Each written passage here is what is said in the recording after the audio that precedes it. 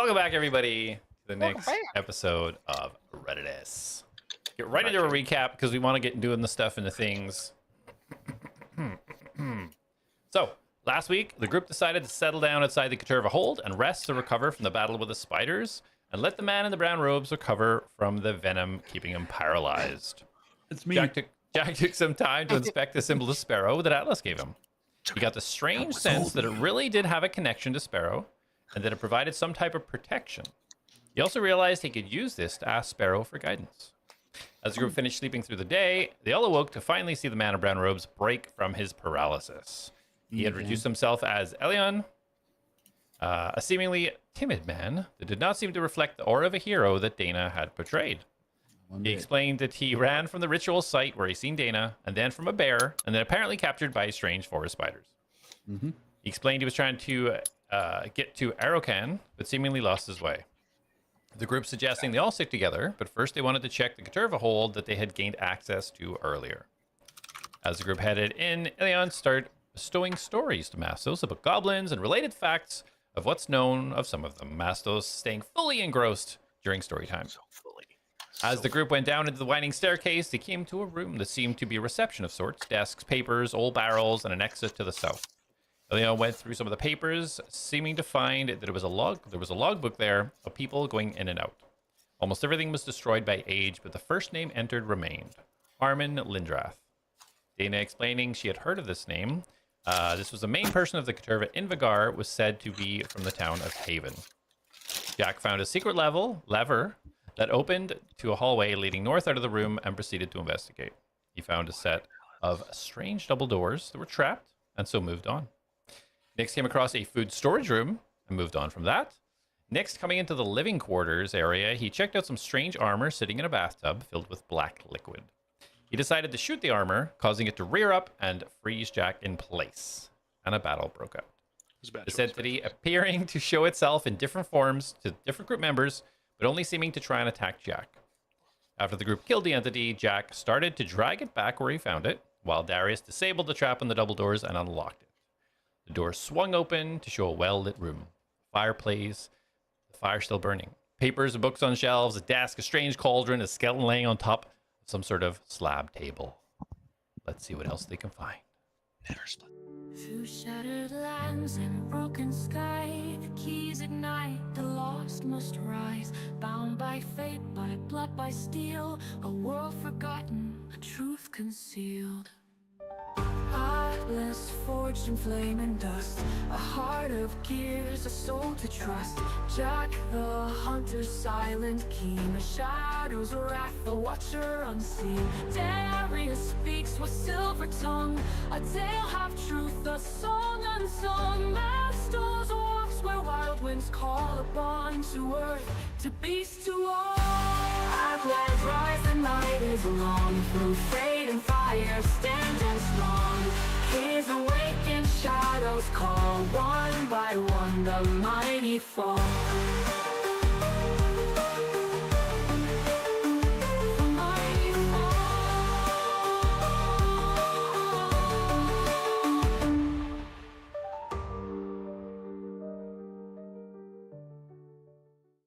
I don't know if you, I know you like probably went to say winding and maybe I heard wrong, but it almost sounded like you said whining staircase, and I was like, hold on, those stairs were Staircase are alive the entire time we were walking down them.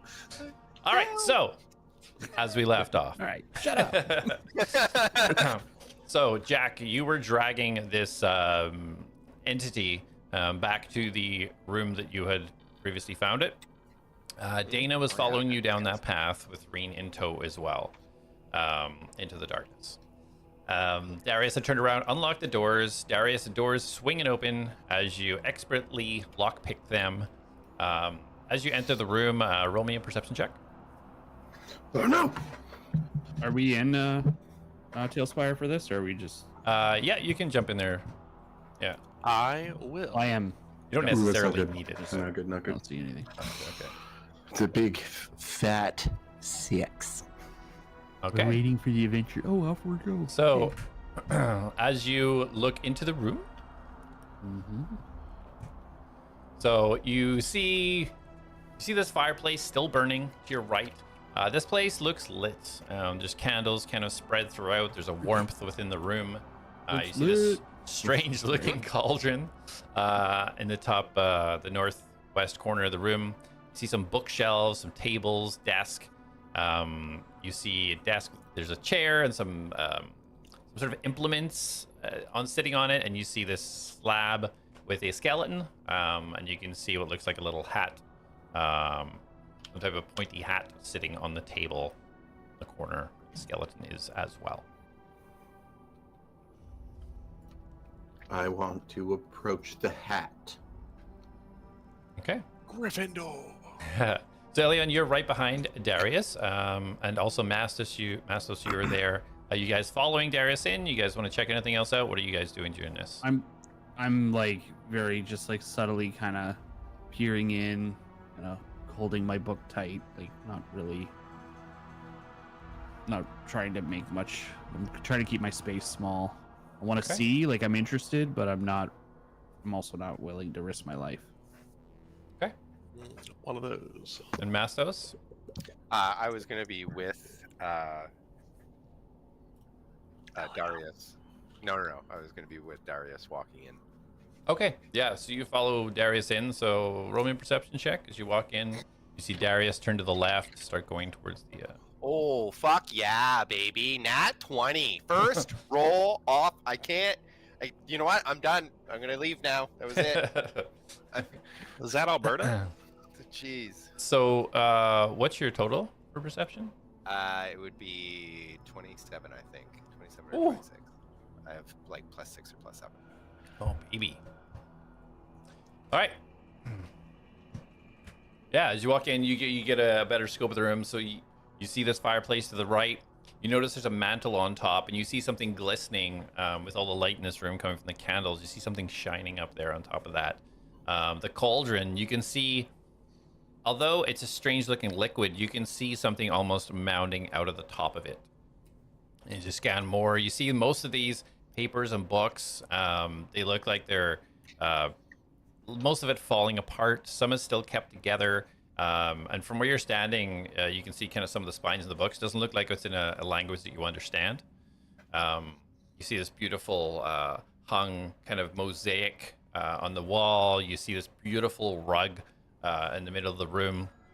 Looking over, you can see the hat that Darius is walking towards. You see these beautiful stars and moons all decorated on it. And you see this skeleton laying there. This room is a lot more inviting and very elegantly designed in comparison to anything you've seen so far within here. Ooh, this is a pretty room. This is elegantly designed. But I do see something, Darius. It's and I'm walking towards the shiny. It's shiny. Oh, so shiny. What is it safe to? Is it safe in there? Well, it certainly feels safe. What do you? What? I don't think we need. Do we need to be here much longer? Yes, we do. And I walk forward. Okay. So you start walking towards the shiny. Yeah, and you said it's on the back wall, right? It's on the mantle of the fireplace. Oh, the mantle. Oh, Yeah. okay. To the north Side. Yeah. Mr. Silverstrum, was it? Sir? Darius? Hello? Oh, you're There, muted you're if you've been muted. talking the whole time. No, I haven't been. Oh, but, okay. yeah. I didn't tell you my last name. You did. I think you introduced yourself as Darius. I thought you were introduced to me. Were you not? I think Jak introduced everybody. I think Give us so. your name. Well, either way, I did that out okay. of just metagaming then. Oh, okay. Don't. It's not a clue. Yeah, it's not, there's nothing funky going on. Okay. Corey just forgot. Yeah. Mr. Darius, sir? Yeah. What are we doing in here? This doesn't seem like anything. Sometimes things that don't seem like anything are things. That is true, yes. But why are we here? Well, we might as well see if there's anything valuable down here while we're here. Oh, so we're looting. Sure. We're looters. No, sometimes. Mostly to bad people. The people that own this place are bad? And well, the people that we just fought for this place, I would say, are bad. I don't really know what that was, but okay. What is there something I should be looking for? I don't know. Are you good at looking for things? Can you find magic things? I can try. I mean, I can see my eyes. It's a good start. I'm not sure what other prerequisite I would need to be able to look for things. Well, never mind. Just look around, see if you can find anything maybe valuable, maybe that has magic value. Okay. I'm gonna enter the room gingerly. Okay. I'm gonna focus on textbooks or any books and paintings would be my focus. Okay, sounds good. Unoriginal, just like Alice. So as all this is going on, and Darius, you reach the hat. You get a better view of it. You see the stars. You see these kind of moons crested into it. Kind of this hat has kind of a circular flat piece, goes up into a point, kind of like tilting over a little bit. And then this skeleton doesn't look to have any flesh or anything whatsoever. It looks like possibly cleaned. It's just a straight skeleton laying on the metal table. What do you want to do? I grab the hat. Okay. So as you place your fingers on the hat, you feel this strange sensation go through your hand, and you see this blue energy just drop to the floor and start waving out as we check in with Jak, and he is pulling. Jak, you're pulling this entity to the back to the bathtub. Yeah. Well, I'm not taking him to the tub, but I am taking him back out of the hallway. Okay. So you've reached the entrance to the out of the hallway at the edge where it hits the living quarters. You've got Reen and Dana following behind. What do you wish to do?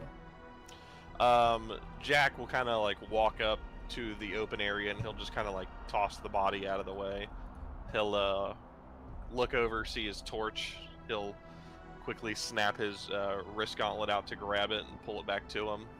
Okay. And he'll hold his torch up and start looking around the room. Kind of turn to Dana. I only saw one of those things in the bath over there, but clearly this place could have more things. So stay sharp. Did it just jump out at you?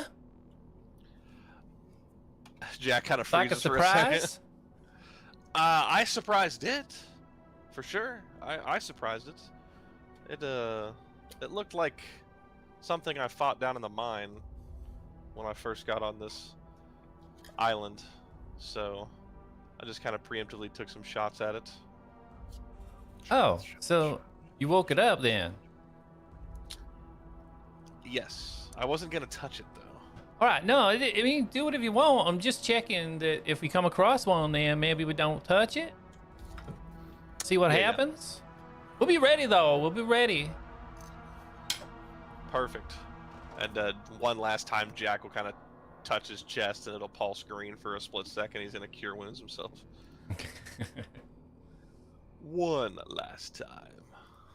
All right, so you're investigating that room? Yeah, he'll take a look around. Okay. So Dana will help you out. She'll move in. She's got her torch raised up as well. Go ahead and roll a perception, as she will also. Perfect. Ooh, good roll. Not a nat 20, but a 22. 2. Very nice.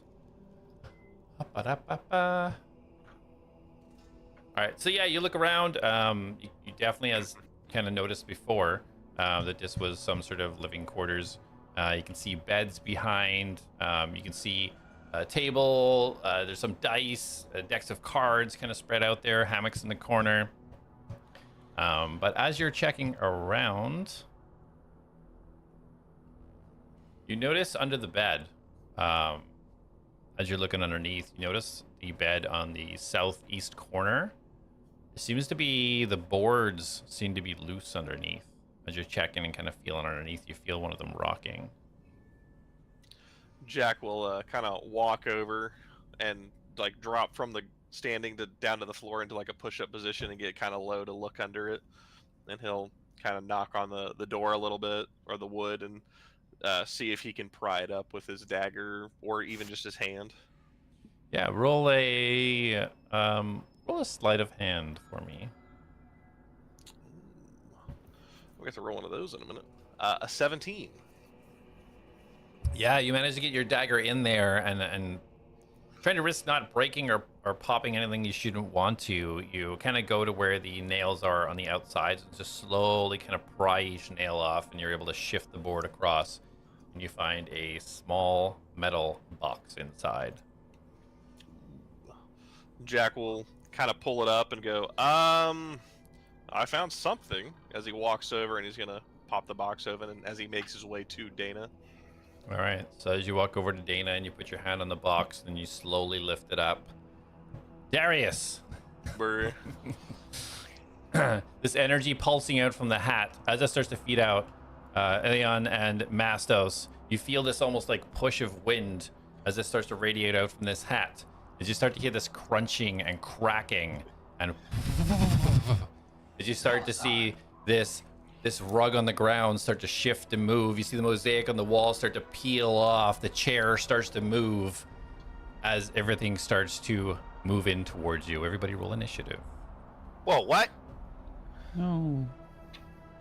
I'm fighting No fucking way! What? language. What? Nat 20. On your initiative? Oh. I can't get it to look. That's yeah. It won't. It's not a person. He turned it. I saw his fingers move. It's We not even believe gonna you. focus on it. I can't believe that. And I put my other dice away too. I was like, okay, I can't use that dice because I'm gonna get bad rolls with that dice now. And so I rolled I only have four d20s, so I rolled my second d20. Now that 14. one goes put on my shelf. Okay, that one's 14. Fuck me. And Mastos, what was your total? It would be 22. I'm using want all my Jak nat roll? 20s. I want my nat 20s for damage. Wow. I swear to God, if I get another 20, I'm gonna fucking have a attack. Great dice. Well, I do position my dice so they're always having the 20 face up, so that over time the atoms do shift down towards the 1. So,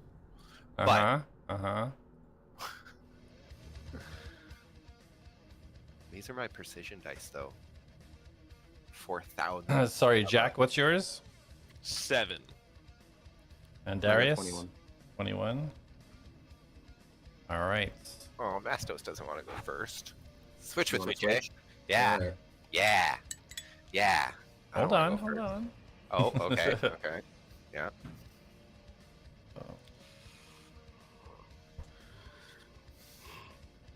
And it's not that it's because I don't know what I would do. I just want to point out I don't want to be first because I'm a support character. Sure. So Darius, let's see. He's up first. Oh, no, sorry. Dana's up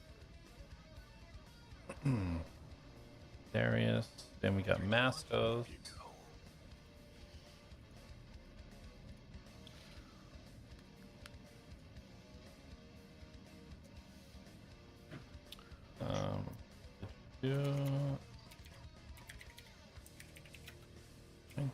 That would be yeah. Man, that icon for animated sheets is creepy.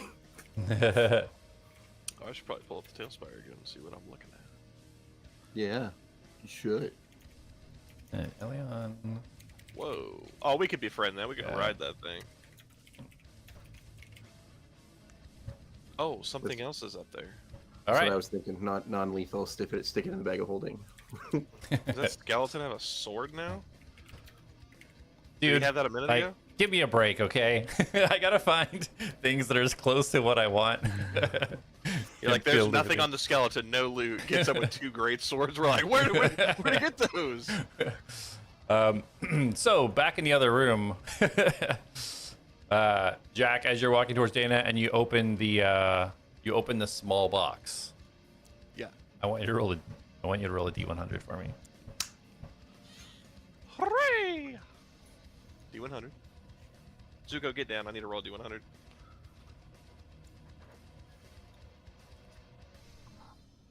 Oh, baby. 57. 57. As you open it up, you see that there is a scroll inside, some type of magical scroll. Yeah, Jack's gonna yoink that. Oh, nice! What is it?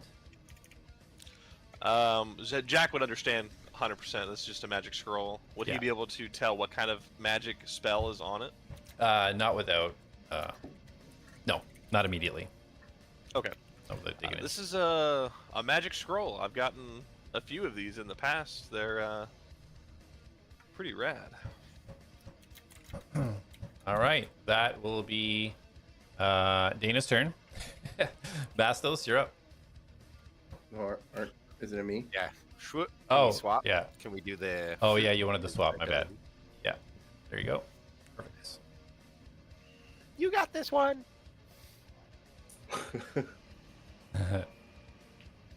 Okay. I'm going to put my hands together, summon out the two-handed soul seeker. Okay. I'm gonna swing down on Jerkface. Okay.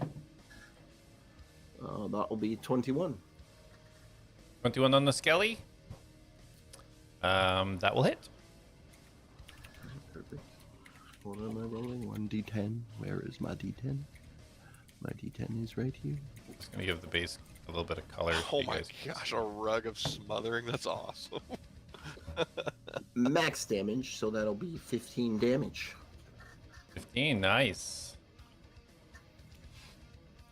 And I don't have it up. I will turn to Jak and be like, "You got this, buddy," and give him a very happy, smiley thumbs up. Cast Bardic Inspiration. Gotta Excellent. pull my bard thing up. Jack's like in another room though. Oh, who's in the room with me? Oh, is yeah. that No, it's Elion and Mastos. Dana? We split the party. Yeah, no, that's fine.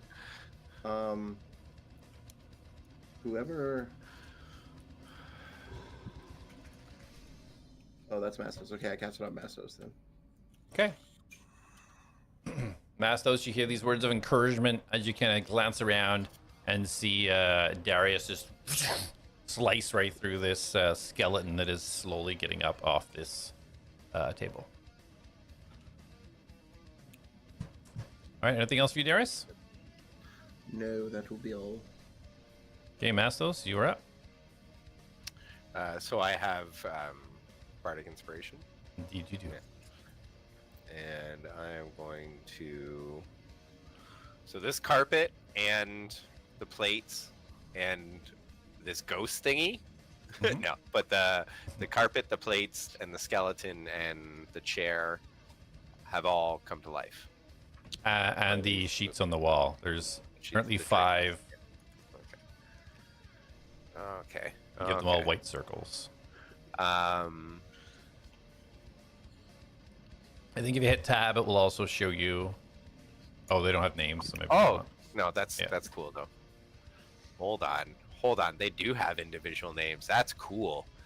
Rug of Smothering. All right, Oh. focus. Sorry.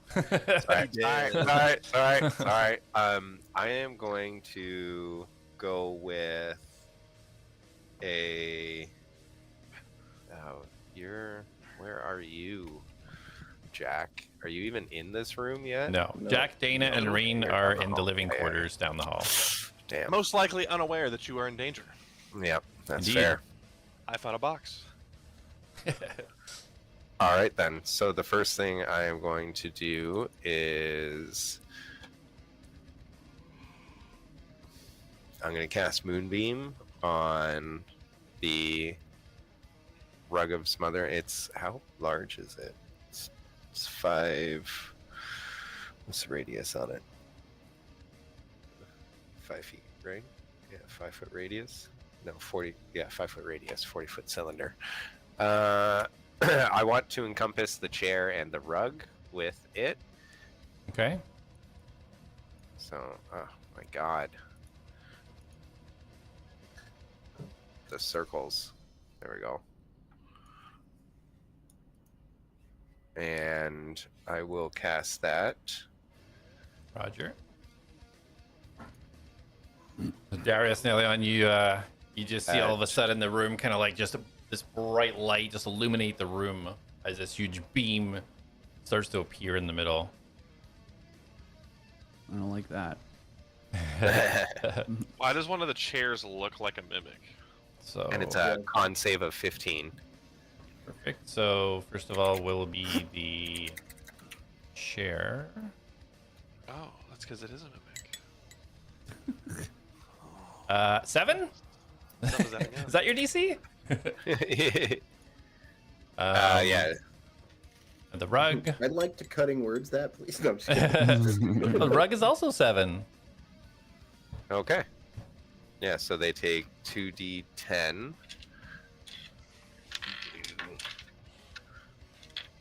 There it is. Oh, that's not. Oh, double 3s. 6. Oh, was that hold on. Is that my level? No, I wanted level 3 and 4. The 4th level, so it's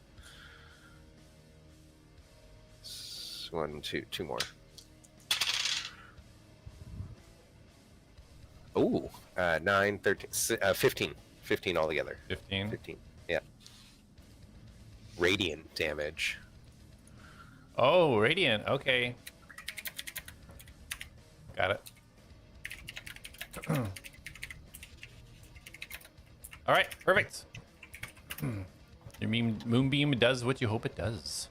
Start to see little kind of burns almost happen into these two entities as they just kind of seem just to hold their motion where they were already in place. And with that, I will also move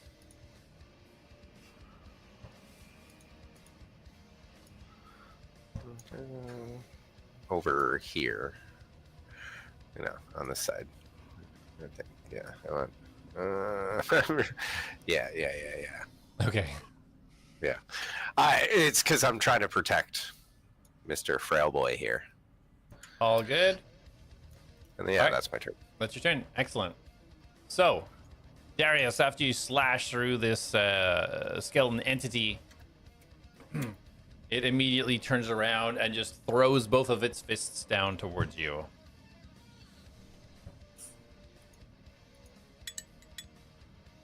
Am I 23 to not hit. on the Yes. turn order? Oh, did I not put you? Yeah, you are. You rolled 7. Am I? Yeah. I'm what? You're in front of... Yeah, you're last. Really? Just can't- 14? Oh, no, Is that Jack last? is last. You're on I'm last. 13. I rolled a 7. Yeah, you're after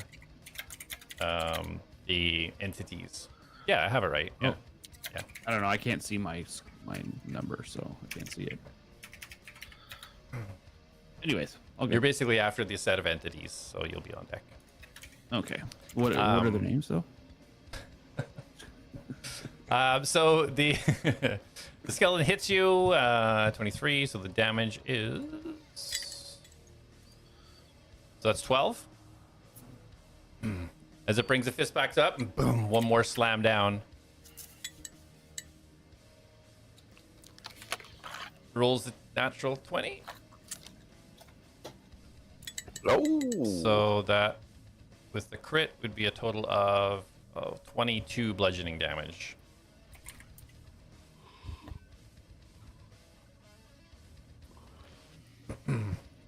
as it will stay where it is.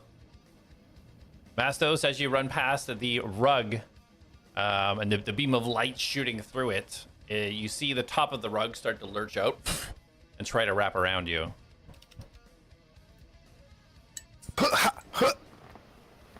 That's me dodging it.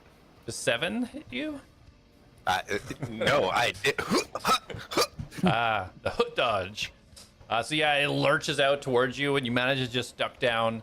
It misses you as you notice the chair start hobbling along, reach over to attack the thing that just attacked it.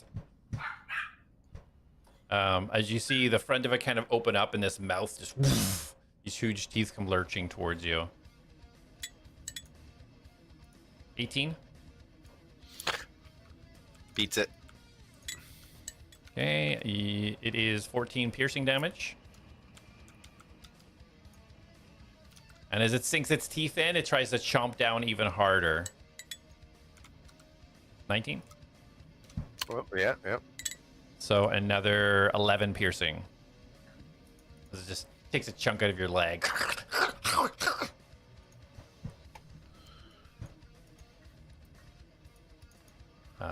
Let's see. And Darius, you see out of the corner of your eye, these sheets float from the wall. It was actually a tapestry painting, but as close as I could get. Starts moving over towards you, and as it does, it tries to engulf you, go right over your head.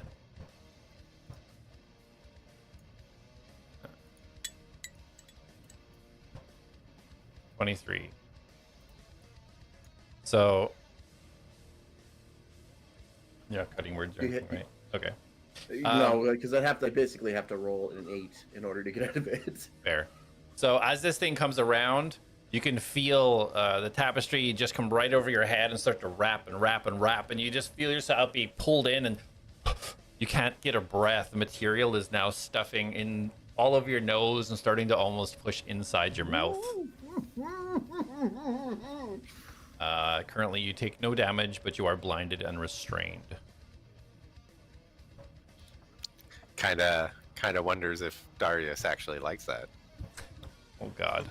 Elion, you're up. Oh, yeah. Hey. It's my turn. It is. That's great. I told everyone we shouldn't be in here. No one listened. Elion's gonna stumble back as everything has happened so quickly, and he's gonna clutch his book and kind of fall back into the wall, and he's gonna start whispering some words to himself, like really concentrating. You can tell he's kind of fumbling a little bit, and he is going to let out a huge blast of energy from within him. It comes out like a shock wave of energy as he kind of yells out the final words. That's too loud for anyone to understand what he's saying, but everything's gonna get needs to make a saving throw.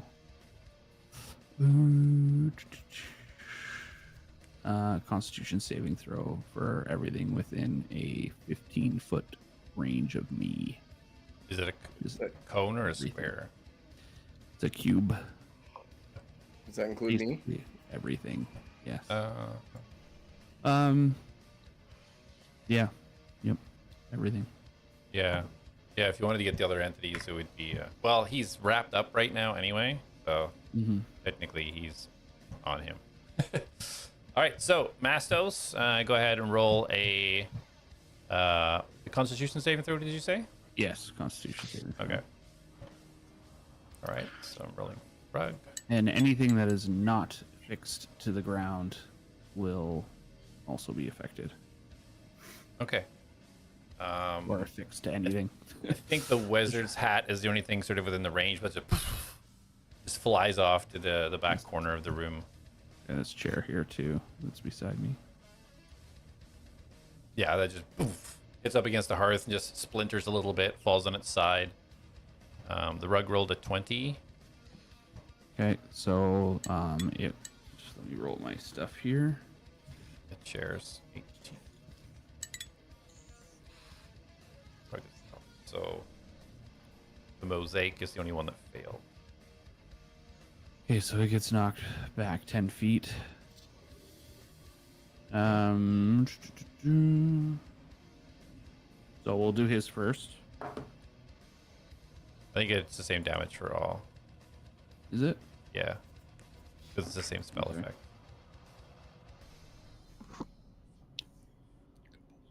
All right. So I don't add my modifier to it. No. Okay. So 7 damage. 7 thunder damage. Okay. So Darius, you feel this sudden wave of energy, and you feel your bones kind of crack and crush as you take 3 bludgeoning damage. Thunder damage. Sorry, thunder damage. It's 2, 3. And then it would have made obviously a very loud noise that anyone in this whole area would have heard. Absolutely. This 300 feet away. thundering noises echoes through the hallways and through the chambers. Jak, for a second, you almost drop the scroll that you're handing as the vibrations like almost hurt as you wince, as you hear the source of this noise coming directly from where you came from, this thunderous boom echoing down the chamber. Wait, just to clarify, why did I only take 3? Didn't he roll 7? Yes, I did not save. I rolled a 5. I know. No, sorry, you weren't saving. The thing around you was. Oh, okay. But Mastos does need to try and save. Yeah, so my doing a con save, Yeah. 14. Okay, you're good. So 3 damage. Okay. And I'm just gonna stagger back and kind of slump against the wall. And that'll be it for my turn. As you start to move away, you start to see the rug start to turn, to swipe towards you.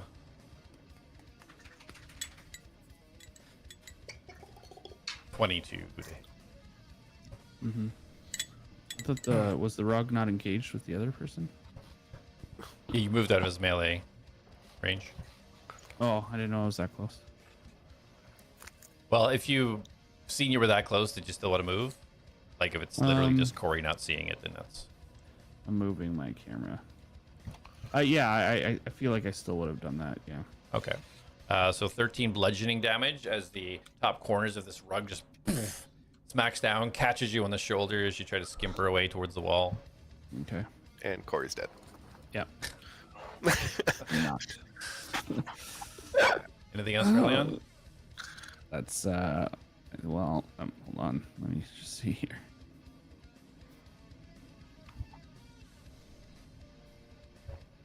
That was a good move. Hold on.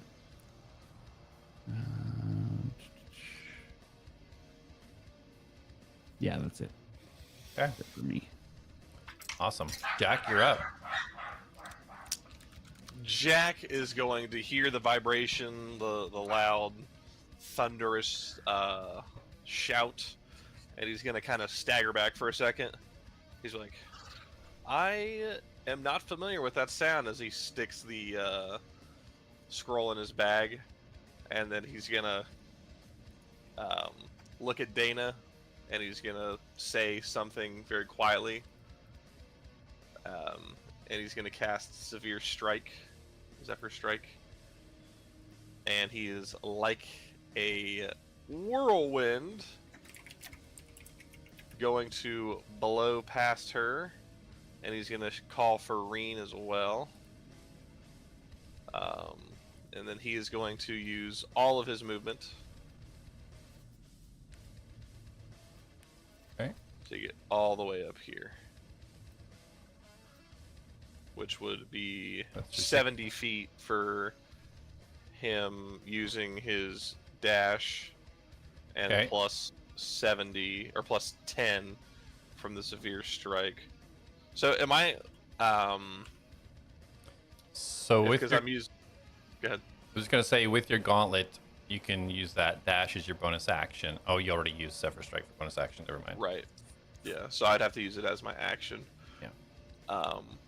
So as you do get to the edge, though, like as you get to the edge of the corner, you can immediately see inside the room, and you do immediately see Mastos. You see the strange chair, this rug lash out at Elion as he's stumbling backwards. So you do see the action going on. All right, and then Reen would be moving up as well. Yeah, Reen will follow. Yeah. If she was like here, would she have a line of sight, or would you? Well, yeah, she would keep up because she was behind Dana in the hallway. Like she wasn't fully in the room, so she could get to that edge there. So she could see everything from that line of sight. Okay, perfect. Then that is all they will do. Okay. All right, Dana immediately seeing what you're doing and running back and kind of holding her head a little bit, she charges out for 30 feet.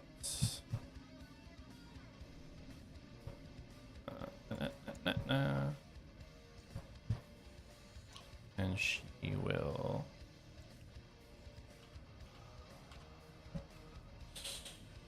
will use her action to dash. 10, and then another 10. She'll position herself right there. Seeing the giant rug in front of her, she's gonna, Jak, you'll see her kind of reach out with her hand and whisper some words and just kind of grasp her hand tight like this and then let it go and her eyes open again. And that will be Dana's turn. Darius, you're up.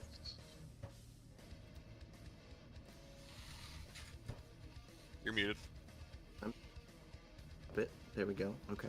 I am going to cast Dimension Door and teleport outside the room.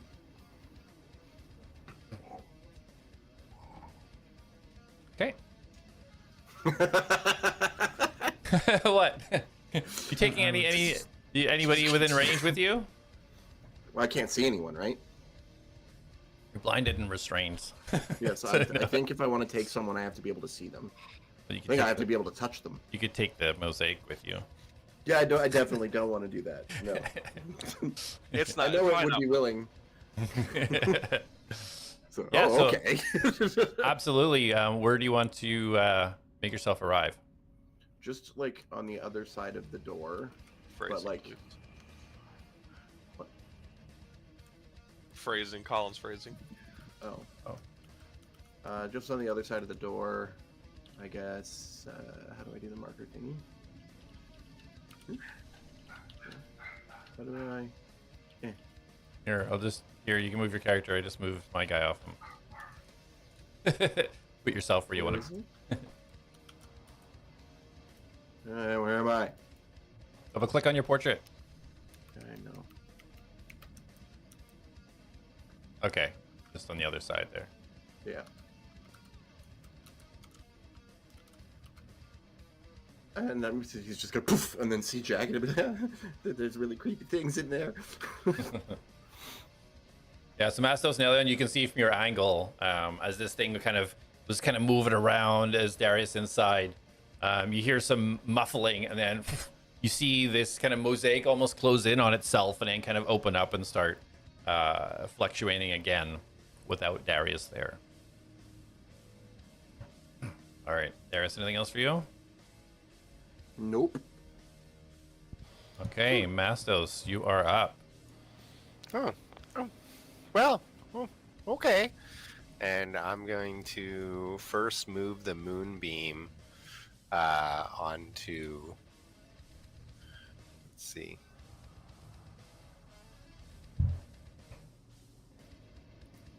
So I will move the moonbeam on over to here. Okay. And it will hit both of these guys again. So Constitution 15. Save it for please. And then I'm going to use my bonus action and my movement to transform into a cave bear, because you said the bear that we saw dead was a cave bear, correct? Am I correct in that? You said it was a cave bear? Me? Yeah. Did I say it was a cave bear? I think it was a cave bear. I've been paying attention to things, like you saying it was a spider queen. I was like, oh, there's a stat block for that. Okay. But yeah, I can. All right. CR2. let me just fix this a second. Okay. Boop.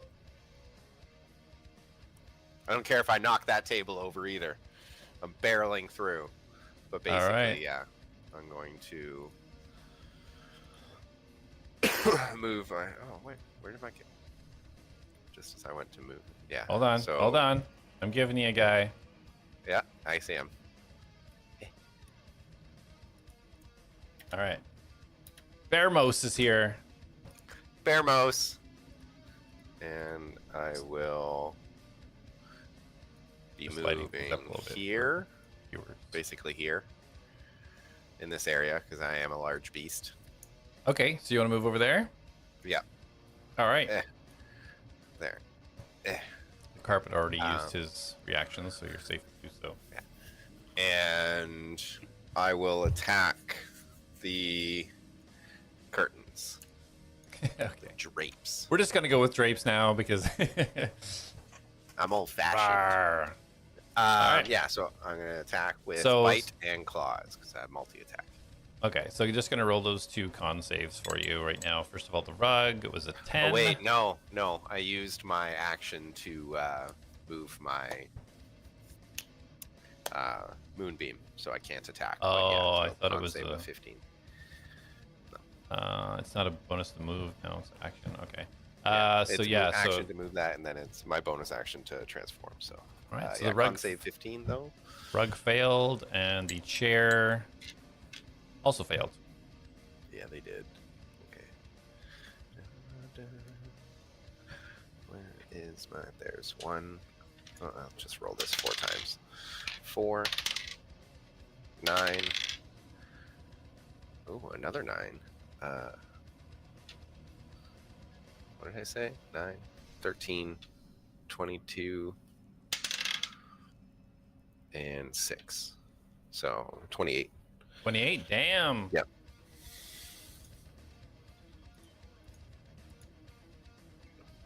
You said 28, right? Yes, 28. By the way, this music slaps. I don't know how much I've been headbanging to this thing, but I don't think I've stopped. I don't hear any music. Oh, you might have wait, Talespire wait. music turned down. Oh. All right, Mastos, awesome. So yeah, you see these things, you kind of use your energy to kind of move that moonbeam over. You hear this humming noise as the light starts to spread. You see these things start to burn out more, and as you do, puff out into a bear and position yourself around in between them. Excellent. Yeah. And that's everything for you? Yes. All right. This is all I can do. As you approach there, the skeleton, the top, takes a leap off the bench down at you, swinging both of his fists down towards your head.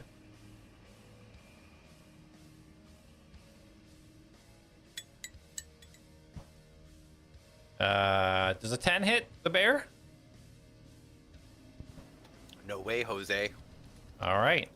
Missing, he kind of brings his arms to the side and swings from the side, trying to clock you with a 12. Nope. This slam it hits you, but your thick fur, it just absorbs it. Feels like you're getting scratched behind the ear. And then this thing now that had Darius trapped, kind of floating, just leaps towards you and tries to engulf you. I'm so sorry. What was that second one? 12. Yeah, no, meets it. I'm sorry. Oh, I did. Okay. Yeah. I thought So I was yeah, 14 as you think you are getting scratched behind the ear, all of a sudden a little crack happens as you take 11 points of bludgeoning. And just as you shake your head to kind of shake this off, you feel this material start to just smoothly push all over your fur, all over your body, trying to wrap itself around you. Feels warm. For 11. No. You just shake your... You're just shaking, the material just can't get a grip, and it Bear backs doesn't off. like blankets.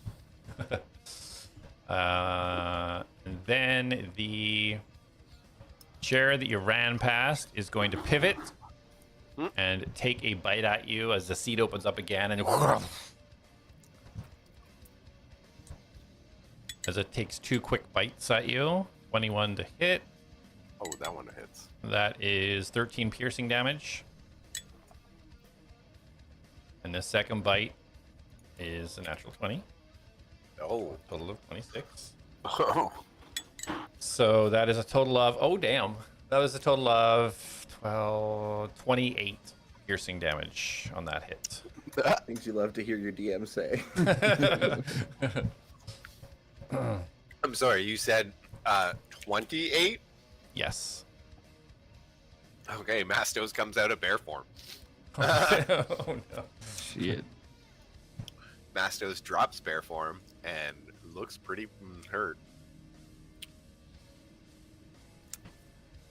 All right, these bites happening, and Elion, you see this all happen so quickly out of the corner of your eye, and in the space of just like 10 seconds, Mastos bringing this beam over, changing to bear, running over, getting attacked, changing back to Mastos, as the rug lurches forwards to try and grasp you. You feel it start to move around you, trying to engulf you again.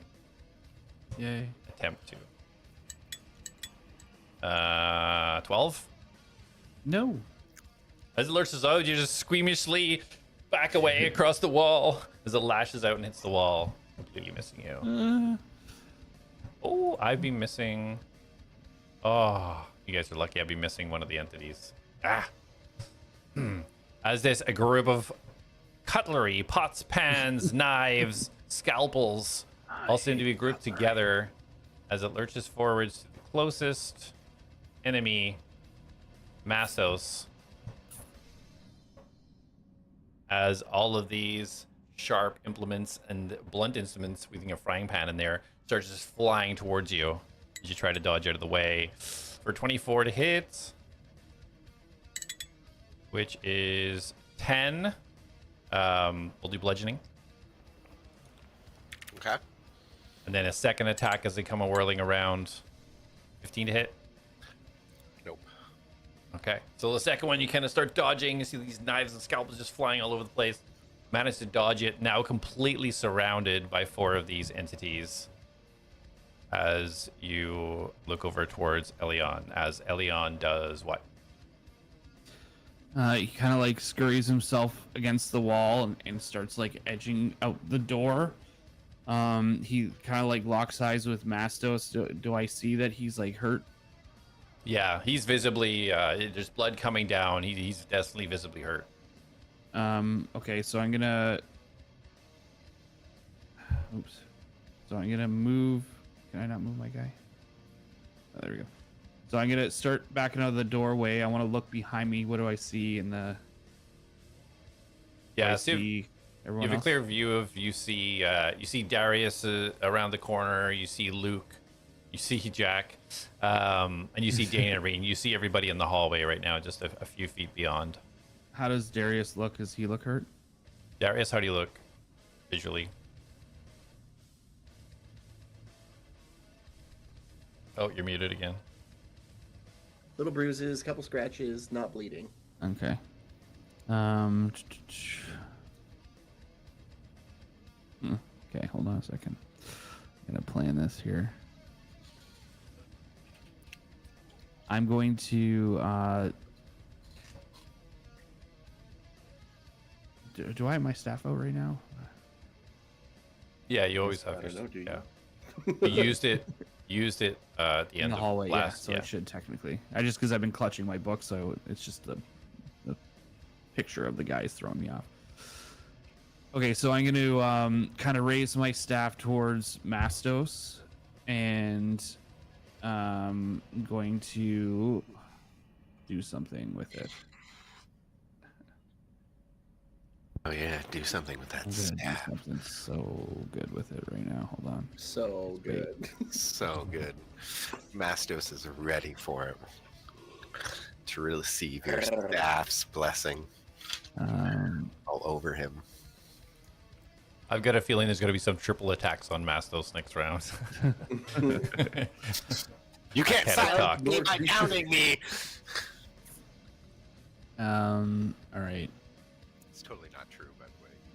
You will silence me by downing me. Sorry, I gotta. Stalling for you. Don't worry. You got this. Don't know my character yet. I'm using something new.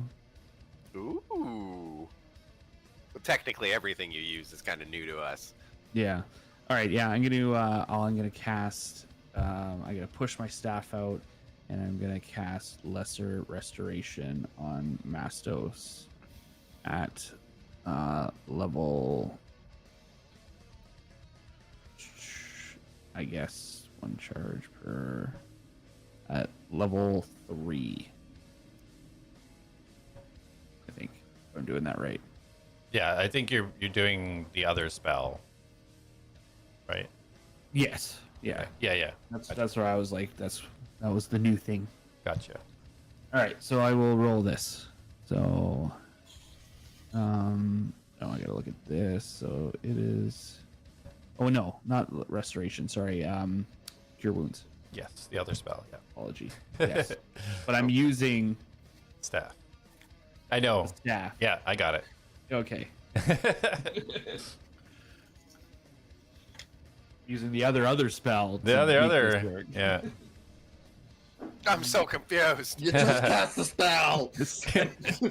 Are you using both an item and your spell? This is that what- so perfect for Elion. He's like kind of confused. He's looking at his book and his staff. He's like, literally "Ah." built in. Oh, I get an extra 30 feet of Oh movement. man. For Okay, sure. so this is really good. And then I don't add. Oh, and my spell casting modifier 23. This is what is. Where do I find that again? On your spell sheet. Here it is, got it. 26 points of healing. Ooh, damn. Dig. And with that, I run out the door. You run away, and the rug takes one final lash at you as Is you're it still running in out. range? Motherfucker. Yeah, you did- It's huge. yeah. Yeah. Okay, then maybe I don't run out the door. Okay. Sorry. I thought I backed away from him the first round. What's his You were just range? you were against the wall, like you were. Yeah, Yeah. If you're at the doorway, if you go through the doorway, that's then you 6 go. feet. Yep. Is it not? Okay. All right. He's got a lot of range. I'm gonna stay against the wall. Okay. You'll stay where you are. Okay. Gotcha. Yeah. I'll just stay there. Alrighty, Mastos, you feel this warm energy just flood through as you start to see some of the wounds start to heal up, and the some of the knives and things inside you just kind of get pushed out. Ding, ding, ding, ding. Fall on the ground. As you see Elion cast a spell at you. Thanks.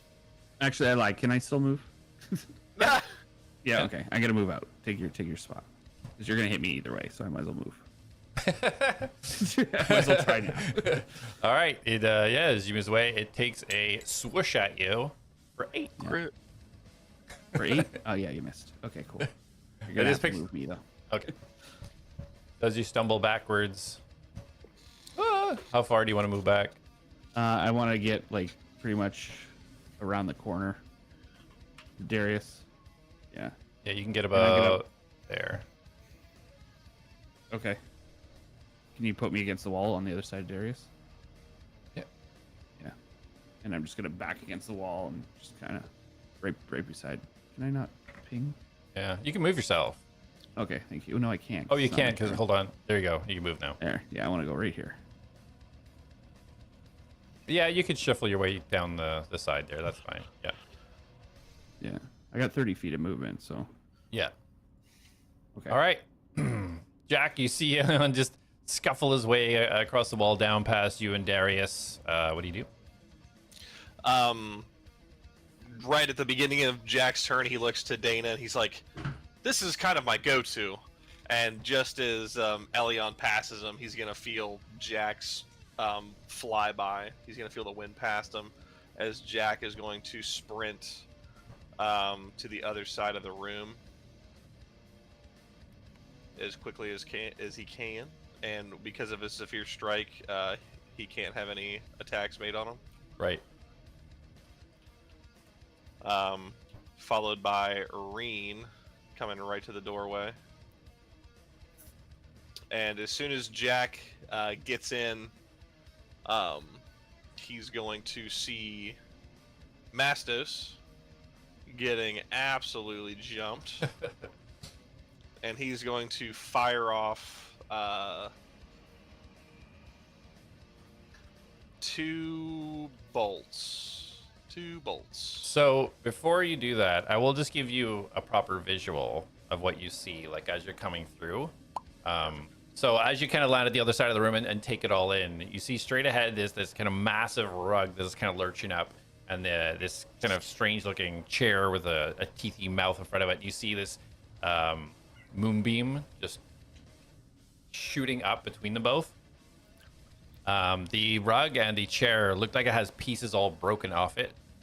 You see this kind of group of items that are kind of swirling in the air. And on the other side of Mastos, you see this kind of material rug thing. Sheets, sorry, we're sheets. Calling sheets. Doesn't look like it's damaged too much. And the skeleton does have some broken fractures across the ribs, but doesn't look heavily damaged. Just so you know. So, and the moonbeam is like on the chair and the rug, correct? Yeah, it's right in between them. Okay. So I kind of picture Jack just like bursting through the other side, and he kind of lands on the wall for a second, takes it all in, drops to the ground, and snaps his gauntlet up. And he's gonna take after he takes everything in, he's gonna fire off 3 bolts to the sheets. Or he's gonna fire off 2 bolts. I said 2, not 3. Into the sheets. Yep. All right. Thing that looks the least damaged. Go ahead. Yes. That'll be a 20 for the first bolt. 20 hits. And a 28 for the second bolt. That definitely hits. Perfect.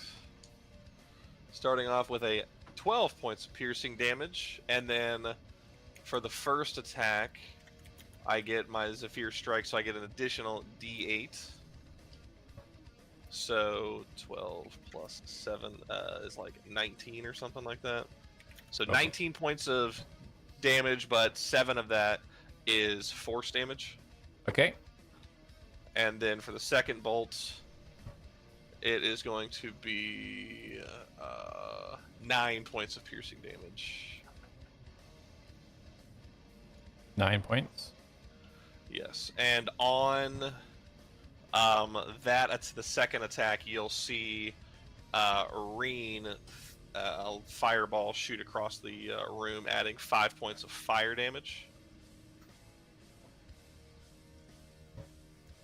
As points of Jack, fire. sorry. Oh, go ahead. As Jack uses his bonus action to have Reen come in the rest of the way. And kind of mid-air, you're going to just see Reen fly in and just grab the head of this skeleton and attempt to just fly by and remove its head in one swift motion. All right. Attack for Reen. So I got to pull her sheet up now. Okay. 23 to hit. 23 hits. Perfect. And I forgot her bite does more damage now, so I can roll 2 dice. Decent. So her bite is going to deal 7 piercing and then 4 fire damage. Okay.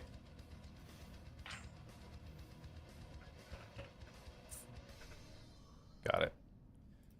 Okay. Awesome. Mastos, and just like within 2 seconds, you just see those arrows just fly over your right shoulder, as they sink into the sheets, as it kind of starts to lurch back a little bit, and you hear this roar from your left-hand side as you kind of glance out of your eye, and you see Reen coming and just chomping towards the head of this skeleton right beside you. Anything else for you, Jack? That should be all of it. All right. All right. Dana is up. So Dana will get a better view at the doorway. Maximize her character sheet. Get that character sheet.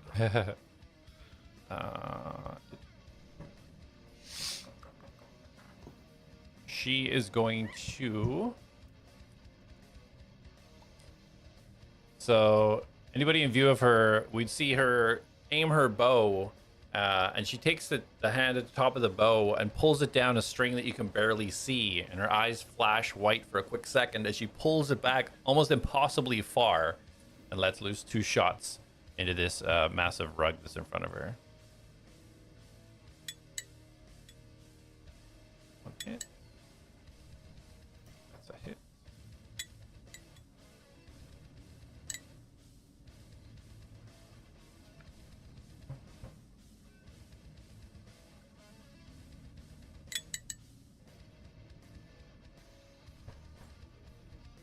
Oh, dang, I forgot to get advantage when I attack with that spec.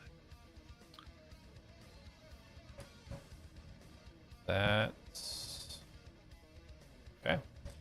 So as you let loose these 2 shots almost simultaneously, almost a blur, as these 2 arrows just rip through this entity and stick in the other side of the wall, right beside you, Jack. Ping, ping, and as they do, this rug just collapses onto the ground and just starts to break apart into small, tiny threads. I want to say I dealt a lot of damage to that thing. Okay, previously, guys. Nah, that's my girl Dana. Seeing that happen, she would move further in 20 feet. I see her like Smooth. running with her legs, like. And her knees She all charges in. bent. And that'll be it for Dana. I got one! Darius, you're up. All right, I'm gonna peek in the door. How many creatures do I see in there? From your angle, you can see. Well, you know the one that you were fighting is there, so you can see all of them. You can see all 4. 4? Yeah. Okay. I would peek my head in if I needed to, and then just because I basically need to be able to see them. I am going to hold up the Soul Seeker on my wrist, and you're going to see a little clock come up, and he's going to tap it, and it's going to like time's going to start to slow down, and I'm going to cast slow on all the enemies in the room. Okay. Sounds great. Says the DM. Love slow. Charisma, right? Or is it wisdom? I always Wisdom. forget. Oh, great. They're super wise. You're in for it, sir. Okay, so first of all, the chair. 8. That's a fail. The cutlery, 5. Fail. The skeleton, 14. Fail. And the sheets, 11. Fail. All right, yes. Mastos, you see this onslaught from Jack and Reen, and all of a sudden, as they're kind of like moving towards attack you, just slowly moving, as they are all affected by Darius' slow spell. Anything else for you, Darius? No.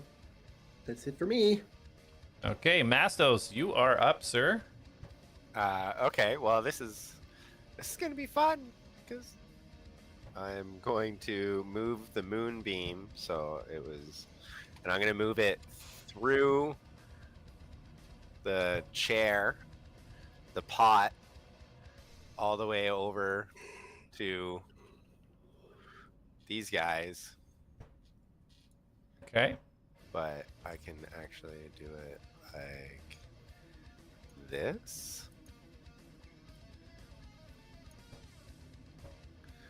Yeah.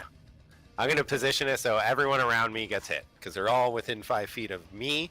So I'm gonna move the moonbeam on me, and all of them are gonna get hit by a moonbeam. Okay, sounds good. Yeah. Just like When they hold first- the moonbeam, like.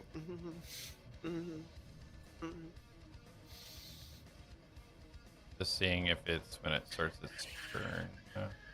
So if it passes through it Yeah. on a turn, Or if it or ends. starts its turn. Creature makes a save once per turn. Okay. Alrighty, yeah, absolutely. So you pull the moonbeam over. And this bright light starts emanating around all of these entities as the cutlery does its best to avoid it. The cutlery rolls a 6. Nope. Fail. The chair rolls an 8. Nope. The skeleton rolls a 6. Nope. And the sheets roll a 12. Okay, so Damn. Okay, so 5, 10, 20, 40 damage. Oh my god. 40 damage. Yeah. I just rolled Nice. 2 10s and 2 5s. That's nuts. I should get a lottery ticket. Damn. I don't know who I said that to. 40 damage. Shit. How do you want to do this, Mastos? Oh my god. As I'm like beckoning my moonbeam to come to me, I want it to slowly endgame. They slowly get burned away and fade away into ash. Love it. Yeah, so as you move your moonbeam over and you feel yourself now kind of being pulsed by this radiant light. Oh, 30 these kind of damage, not 40. I'm an idiot. Oh, hold on. Someone. Okay. 30 damage is still a lot. Yeah, that's So not 40. It's Wow. not 40. so as you feel this kind of radiant energy come from the moonbeam as you pull it over, you kind of bear in a little bit, thinking that you can almost feel this intensity, thinking it's going to hurt you. And as you kind of like push out almost, it feels like this pulse of radiant energy as you completely obliterate 3 of the entities attacking you, and the pots and pans, a whole bunch of them fall to the ground. Ding, ding, ding, ding, ding, ding, ding. And there's just about 3 knives just kind of hovering right now. It's not 40. Nice work, Mastos. Good play, man. Real good play. It's alright, I'll come in and clean up. That was the long game. Yeah, you can get rid of your little globe now, just so. Oh, yeah. All right, perfect. All right, amazing. Seeing its friends getting completely obliterated, the remaining knives will try to stab you. Naturally. When in doubt. Oh, Was- that was just my action. That wasn't. Oh, my you're whole not turn. done. My bad. My bad. The knives got a little bit excited. Yeah, no. I'm gonna heal myself with my bracelets. Good And idea. do cure wounds 2nd level. Okay, perfect. I just have to. Okay, it's 2d8 plus 4. 5. Ooh, 8 plus 4, 12. Nice. 12 healing. And you probably want to move as well, right? No. No, I'll set You right, sure? right here. Okay. Oh, yeah. Fine. I'm fine. I turn around to the knives. If. Oh, how do I. There. Yeah. All right. Anything else for you? No, that's it. I stare intently at them. So as you stare intently at them, it's seeing your glare. The knives immediately jet for your eyeballs. Oh, shit. Oh, shit. So first rolling on a keep. That's 2. So a They're 22 also and a slow, 9. right? 22. Okay, so Oh, right. They are slowed. So he only gets attacks at disadvantage, so that'll be 9. And he only gets 1 attack because of I don't slow. think the attacks are at disadvantage. You just can only do 1 action or a bonus action. That's it. Oh, okay. Then he will use his action to. It's So sorry. So 1 hits in that case. Then 1 yeah, hits. so All right. 22. So your damage is 10 piercing as jab, jab, jab, jab, jab. These knives fly into you. So it jabs me in the eyes. Jab, jab, jab, jab. Elion, you're up.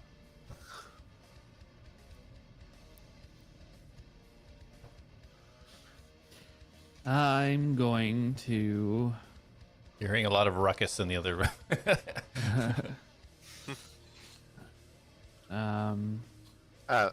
Was that its turn? Like it had a turn? Yes. It should have also took moonbeam damage on the start of its turn.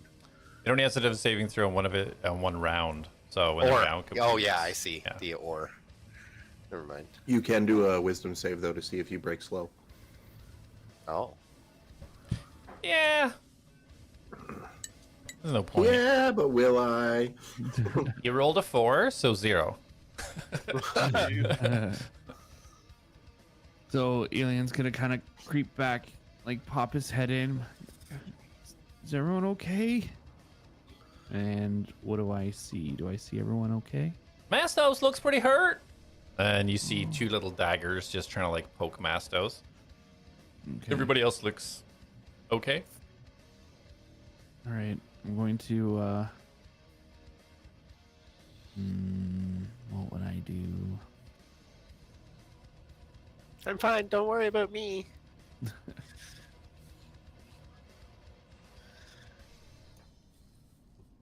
I kind of just want to put these magical knives into my bag of holding. I'm going to ready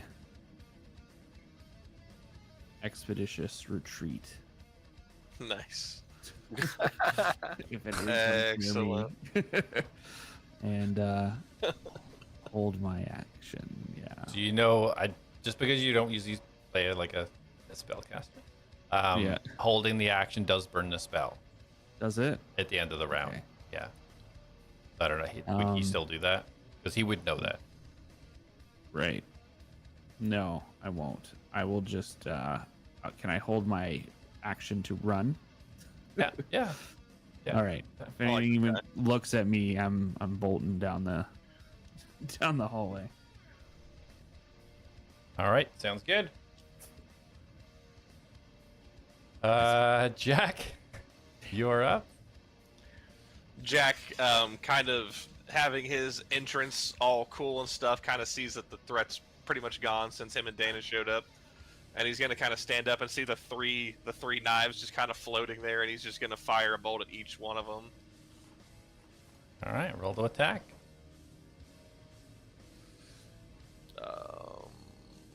16 for the first one. Okay. 16 hits. Yep. 16 for the second one. Okay. Roll damage. Yeah, let's do that real quick. 11 piercing for the first one. Explain how these knives are destroyed.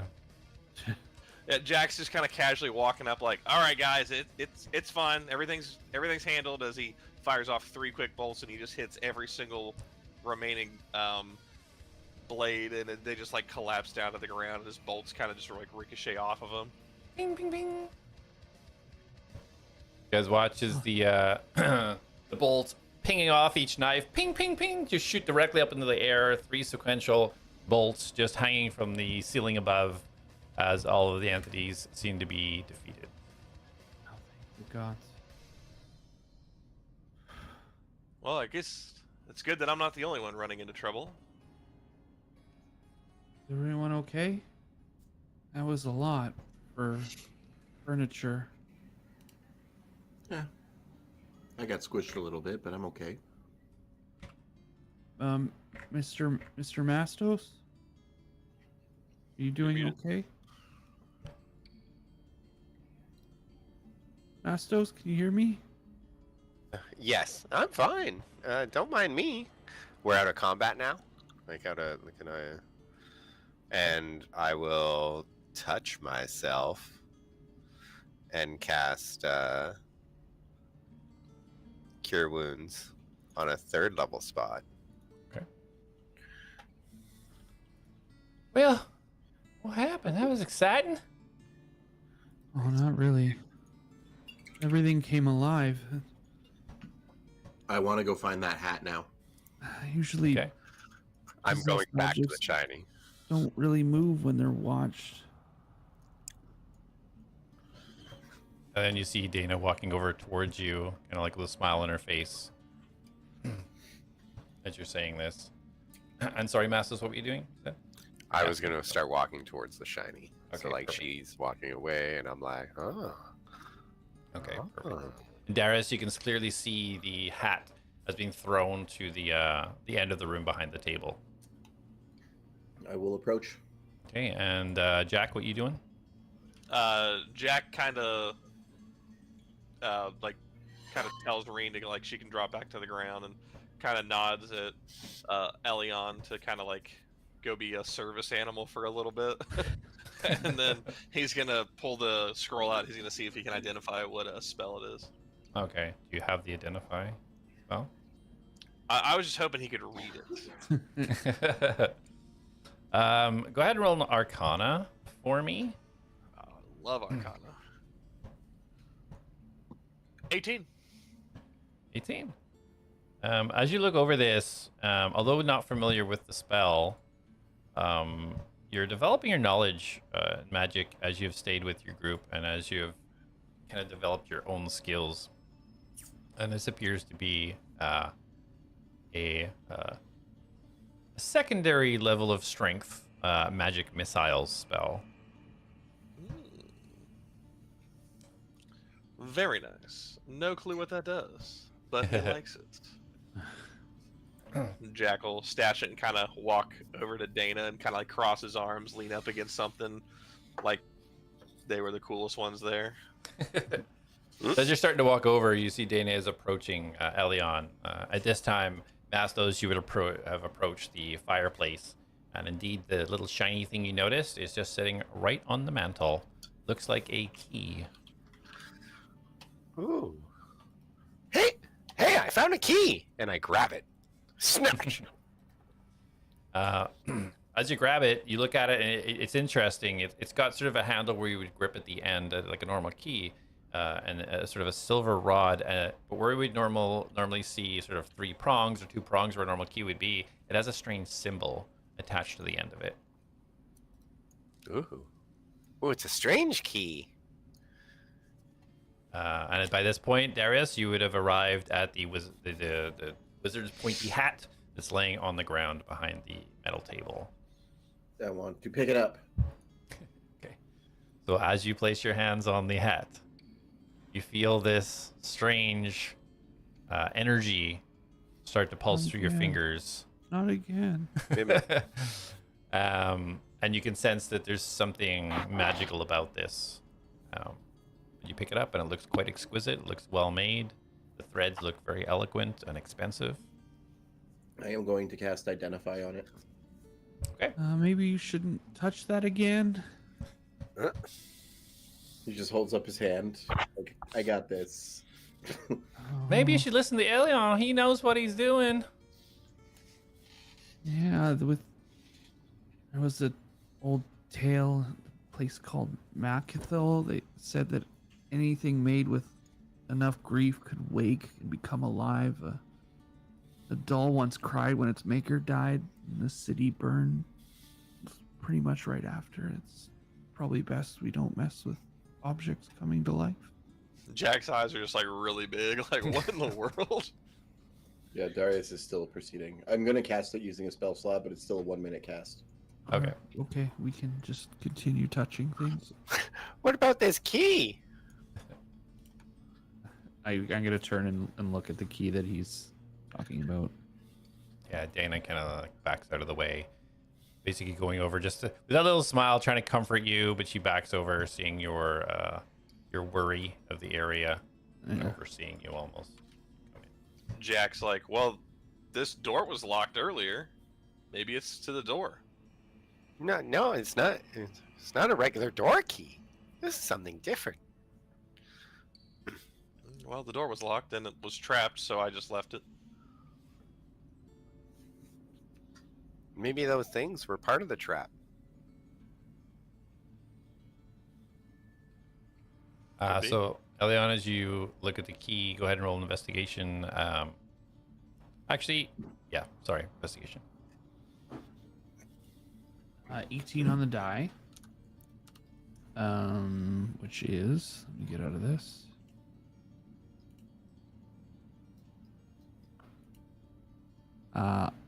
24. Nice. 24, you immediately recognize this symbol to be the symbol of the Caterva Invigar. Oh, can I see that for a second, Mastos? Sure. I hand it to him. I look it over. Other than recognizing the symbol, now that it's in my hands, do I notice anything else about it that could give me like how old it is, how used it is? Is it like very elegant? Is it like an everyday key? That kind of stuff. With that investigation, from the design itself, you can tell that this was a key to something important. Like it hasn't been roughly put together. It's an elegant design. Even the handle where you place your fingers on has these engravings that kind of circle around the handle itself. So you can tell that whatever this is for is something of high value or something. It's definitely not your everyday type key. As for age, you can't really tell. Just kind of in accordance with what you've heard about how old this place is, you would say that if it is that old, it's definitely been well taken care of and rarely used because it's in great condition. Oh, this looks like it's something to do with the Caterva Invicar. It looks very valuable. Maybe could open something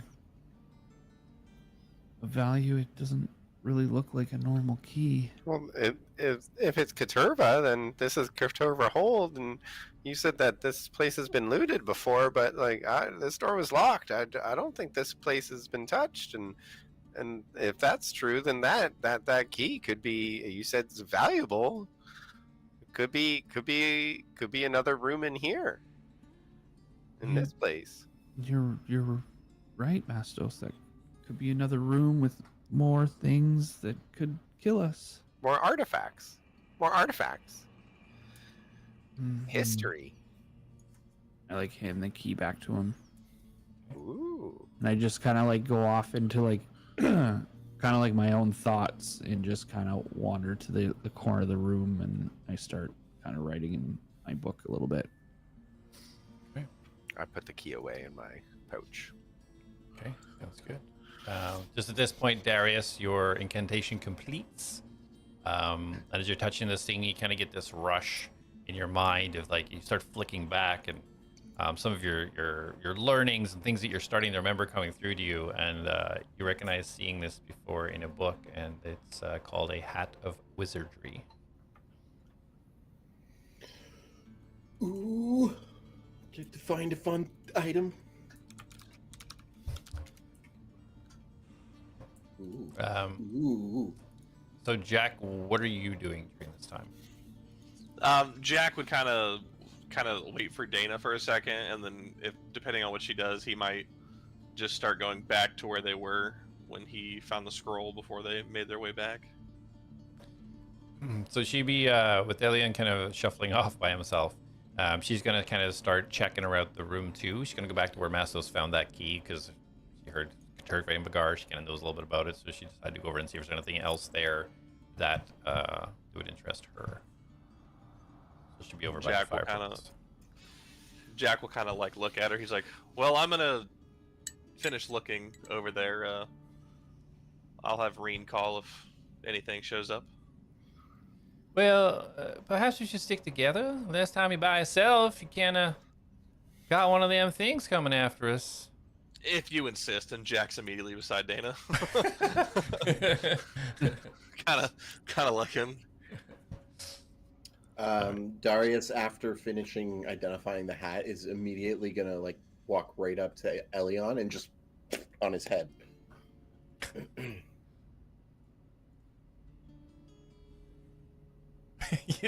Yeah. Darius just goes over and plops this. It's kind of like purple in color, yellow stars, moons, kind of stitched throughout it. Very elegant looking pointy hat. Sit with that for about an hour when you can. I promise you it'll be worth it. Okay. And just like, kind of like freaked out a bit. And I just set it on the ground. No, on your head. No, it's On your head. I am not much of a hat person. Okay, but I promise you will be. No. I think it looks good on you. Try it. Handsome and dashing. I don't think so. I just kind of look it over. No, not for me. Thank you. Okay. Do I recognize? Like, do I sense anything about the hat, or can I recognize anything about it? Roll a history. Or an arcana. You can choose either. Gravy train's over.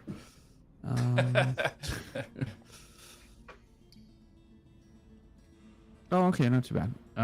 History or Arcanas. 17. 17. Okay. So yeah, as you kind of like look over this and thinking back to the other magical items that you've gone over or try to figure out how they work, this clues into a few different types of magics that you've come across. And although you don't know exactly what this is, it does feel something that would be very much in tune with a wizard. Okay. I'm just gonna kind of look it over a little bit, but I'm not fully picking it up. I'm just kind of almost like picking it off the ground and like looking under it. I'm gonna just kind of look it over for a bit. Okay. And Mastos, sorry, what were you doing during this time? No, I'm switching back and forth between. So in the beginning, you said there was the shiny thing. You know, Yeah. I saw like the hat in the room. I saw Cauldron. the The cauldron. cases. And Yes. you mentioned a deck of cards. No, that was in the living space. That was Jack. Oh, that was Jack. I Okay, was just then playing never mind. cards. Yeah. Oh, yeah. And you know, I'm not assuming it was that. I was actually going to want those anyways. Oh, but okay. I don't know about them. No, You know, I don't have anything but my music for campfires and stories. Like, come on, cards are fun too. No, I'm gonna go up to the cauldron. Okay, yeah.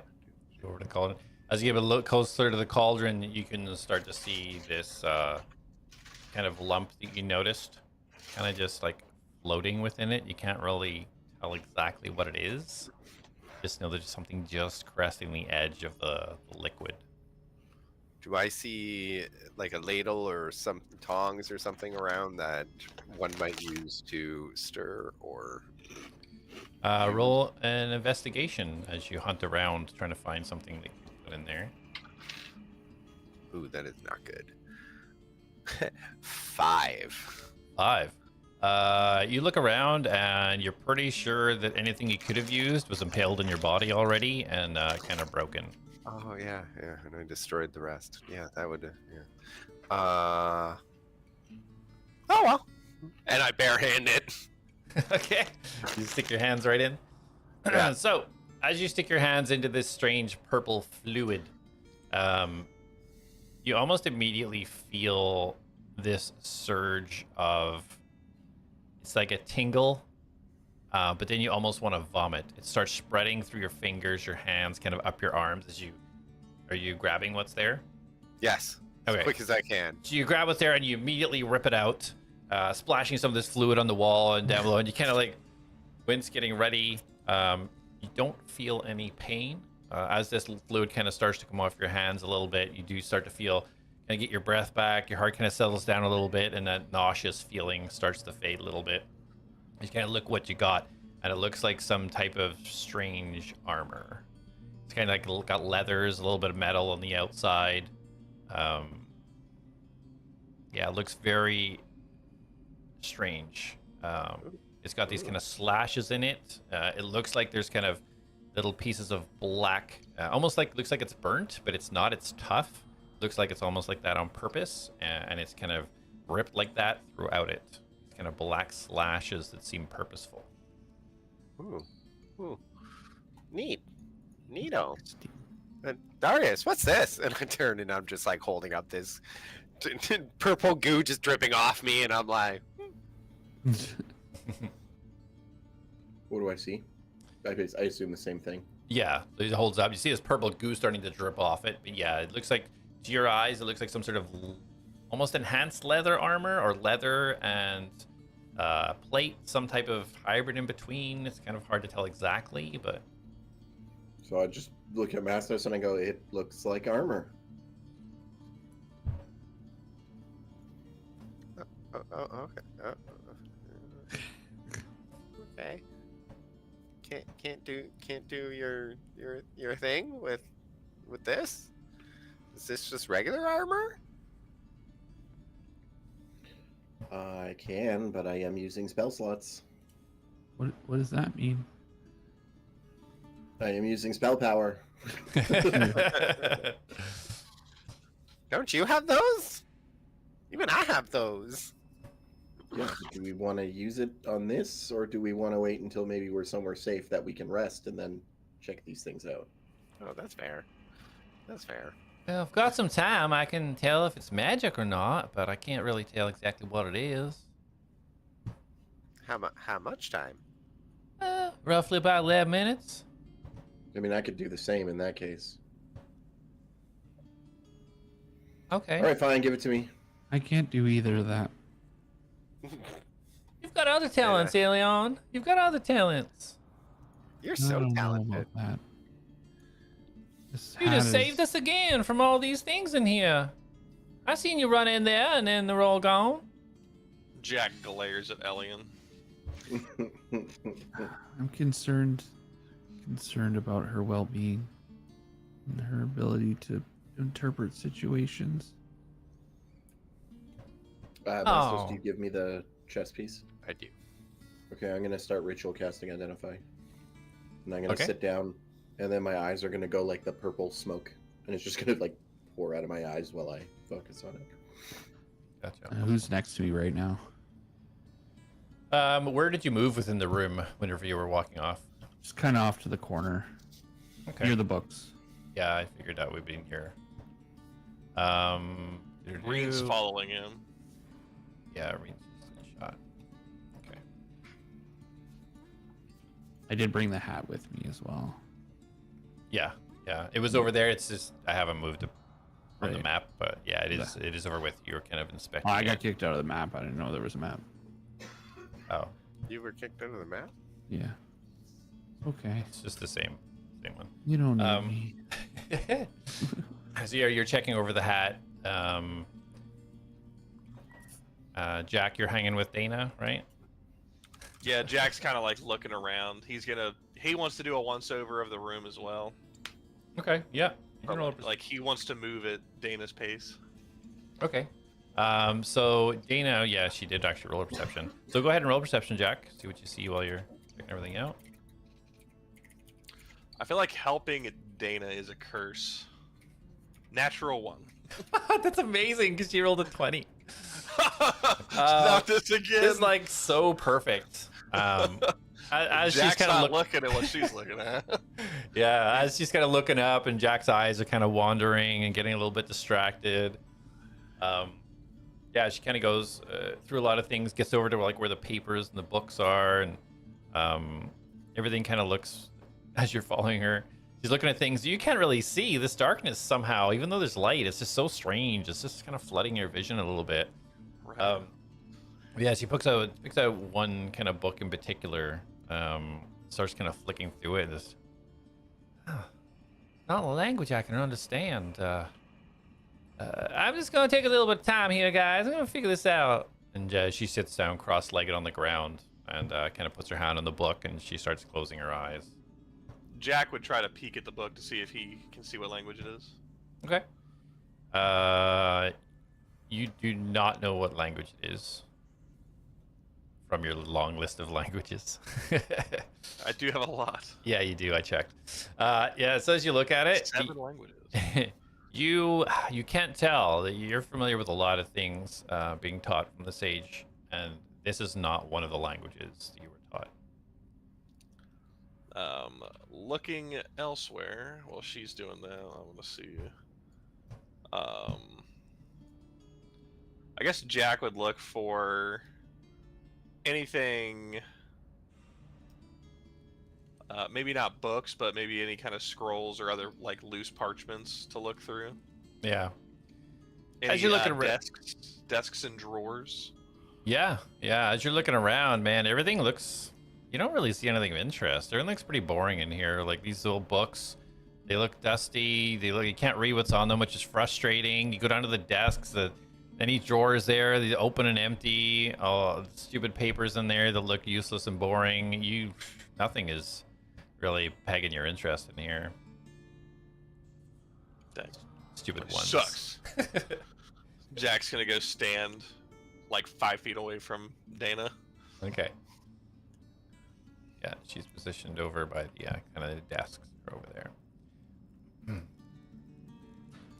So Elion, as you're kind of going over the hat, did you want to do anything specific over this time?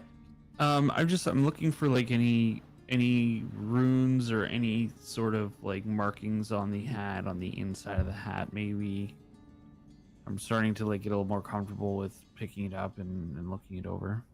Okay.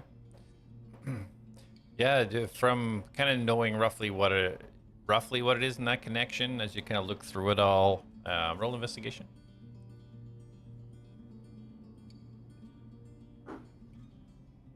Uh, 23. Okay. So going over all this, getting to know a little bit more as you go about magical items, you're confident that this type of magic isn't of negative impact. There's nothing that would trigger to hurt you. You feel that there's nothing to be afraid of from this item. You're still not 100% sure what it does, but you know that it's an item that's safe. Okay. I look next to me. Reen's there, right? Yes. I kind of reach out and put the hat on Reen. Jak, would Reen Put the hat on the ring. would Reen want the hat to be placed on her? Would she let that happen? Yeah, she probably would just be okay with it. She's there to be a support animal right now. It's very much like I'm like kind of looking at it and I'm like, and I like look at her and I'm just kind of like just gingerly like I'm not sure. I feel it's safe, but I just don't know what's going on with it. She'd probably just like sit down and let him do it. Yeah. Okay, roll a sleight of hand. See how delicate, see if you can get this on Reen's head. 16. Sleight of hand 15. Nice. Yeah, you kind of like gingerly try to place it on as she kind of moves her head. And you manage to kind of like, she's got kind of these almost armored scales that kind of point up. So you kind of try to balance it and kind of like tilt it in between. And although you get it set on, every few seconds she kind of has to like tilt her head just a little bit back and forwards to just kind of try to keep it balanced. But you successfully put it on her head. How does that feel, girl? Is that Are you okay? Seems to be focusing on it. See, I know hats aren't really a great look. Do I see any reaction from the hat? Nothing. You do not. It's quite comical, though. Okay. it's safe then. And I just kind of pop it back off her head. Okay. And she kind of like eases it over to you so that it doesn't fall on the ground. And I'll put it in my bag. Okay. And I want to start looking over the books. Alrighty. So you can go ahead and roll an investigation. All day long. 14 plus. I should know this. Dirty 20. Nice. So you look all over the books. Everything looks to be in a language that you don't understand. Okay. It all looks very ragged. The age of this place, although this room has seemed to be kept a lot better than the rest of the place, a lot of this just looks like falling apart, deteriorating papers and such. Is there any drawings or any symbols or any of that I would recognize? Maybe not necessarily the words, but is there any pictures or anything that you can gather anything from? Yeah, some of the papers that you came across, there was some random sketches that didn't have words associated with it. Some look to be items of some description. Others seem to be sketches of goblins. And then some more detailed sketches of goblins missing pieces of themselves. Sometimes these items in certain places within the goblins. That's pretty much all the pictures you would have seen. Okay. I'm gonna move over to the skeleton. And I want to see if I recognize if it is human or what origin it might be. Okay, go ahead and roll a medicine. This is like the best rolls I've gotten. It's 15 on the die, so 17. 17. Yeah, so it takes you no time at all as you start to go over the kind of piece together the broken bones after being destroyed. You can see pretty much almost immediately that it is of goblin descent. Okay. Anything else in the room that would catch my eye now that I'm starting to deduce that they're like experimenting on goblins with like either upgrading them or altering them? The only thing that really catches your eye is what Dana's looking at.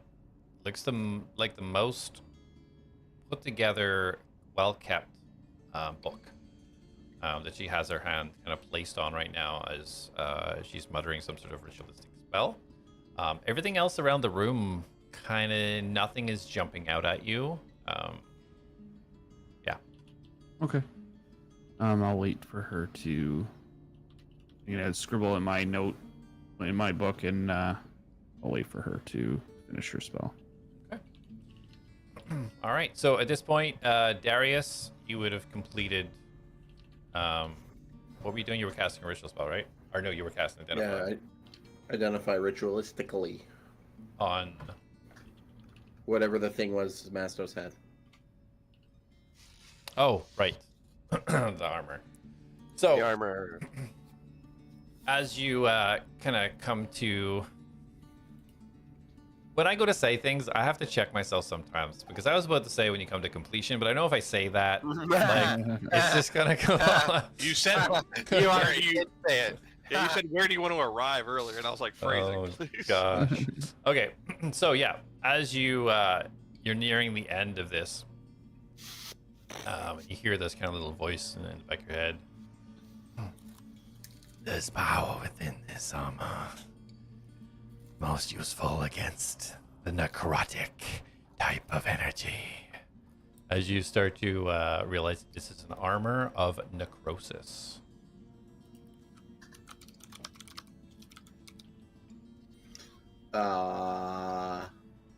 Scale mail? Yeah. Yeah, oh yeah, the rest are all just necrotic. Yeah, I think it's homebrew.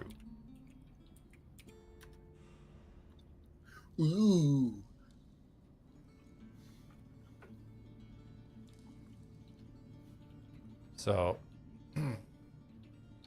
yeah, you get that information. So I kind of come to wake up, and I turn to Mastos and explain that this armor has resistance to necrotic damage, and it looks like maybe like once a day, or maybe when you rest, you can cast the spell Blight through this armor. Oh, that's kind of neat. Yeah, it's pretty cool. What's it made Can out you of? wear scale mail? I don't know. I've never I think tried. Could you wear medium armor? Yes. Yes. Yeah.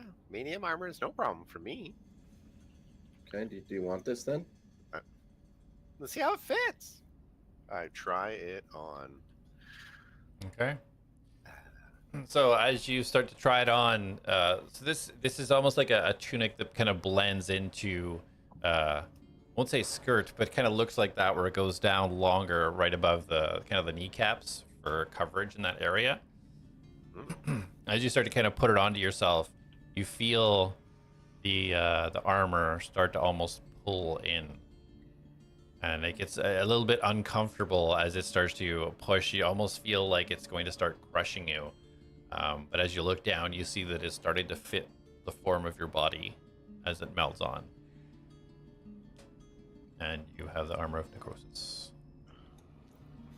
You see my ripped abs through the armor. Conforms to each individual one. Yeah. Feels good. Feels real good. Sweet. I'm happy for you. Looks good, right? Right? And I do like hold on. Twirl.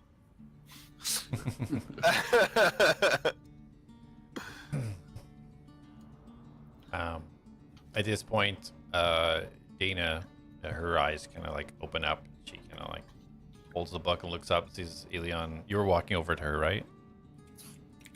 Yeah, it was. Okay. So you reach over and she smiles, and she goes to gesture with the book. And as she does, we take a break. Okay. All right. See you in 8 minutes. See.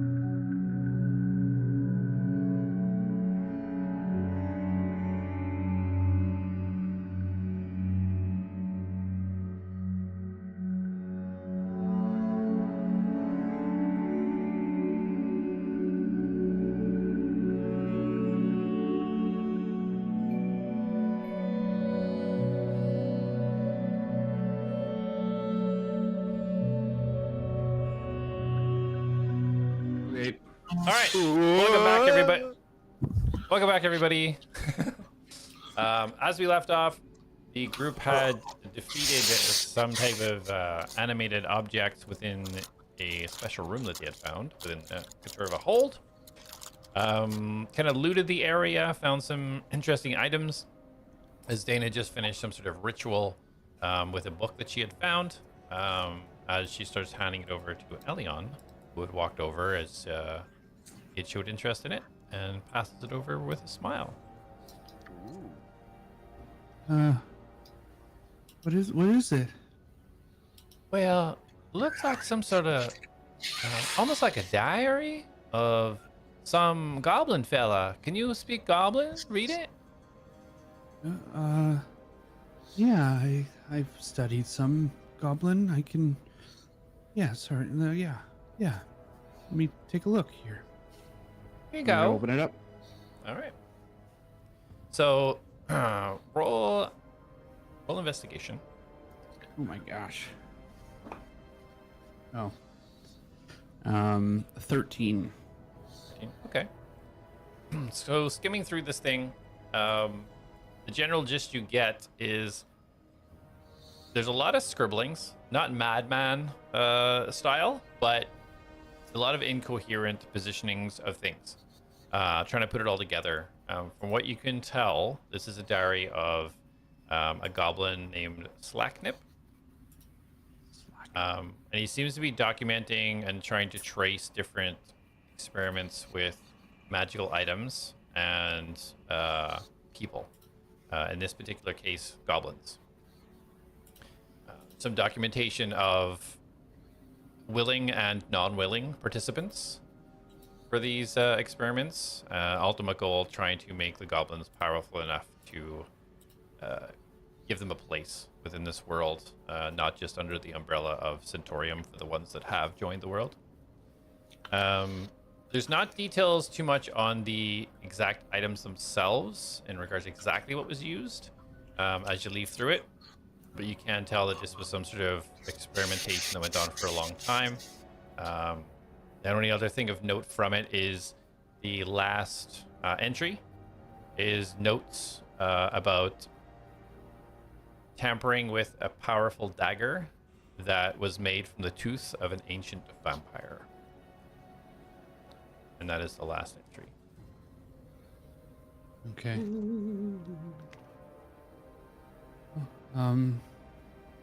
There's a lot in here. It's kind of it's a diary of sorts of a goblin named Tootneck. Slacknip. Slapneck. Slacknip. Slapnuts. Slapnick. Slacknip. I'm trying to pronounce it from the readings. My goblin isn't fluid. Sorry. It seems that they were trying to experiment on the goblins. You know, some not voluntarily. They were trying to get more powerful so that they could find their way in this world. And, some not good things in here. Items, powerful items that they've used. No imagery or anything in the book. No. Anything? No, this is just text. Yeah, they seems to end. Does it look like the book was full or it just ended? Looks like it just ended. Okay. There's empty pages. Is there dates or anything in that final entry, or No dates on this. the handwriting get any different towards the end, or is it all just the same? No, looks pretty consistent. You don't see any like it doesn't look like it was different people or anything like that. It looks like the writing at the beginning is consistent throughout. Okay. It looks like they discovered an item, a dagger that was made from a vampire. Seems to be very dangerous, and then it just ends there. I don't know. And I kind of hand it back to her. All right, well, you can keep it if you want. I don't have much use for books. Mm, Oh, we can put it back in case, I don't know, maybe it's cursed or something. well, I don't need it, but maybe I'll make some notes from it before we put it back, unless anyone else wants this book. Does anybody collect other people's journals? Anyone else want this? I kind of like books. Okay. Well, Wait, is it in Goblin or? it is, yeah. Oh, does it have pictures? No, it's just text. I could read it to you if you'd like. Ooh, yeah. So you keep it.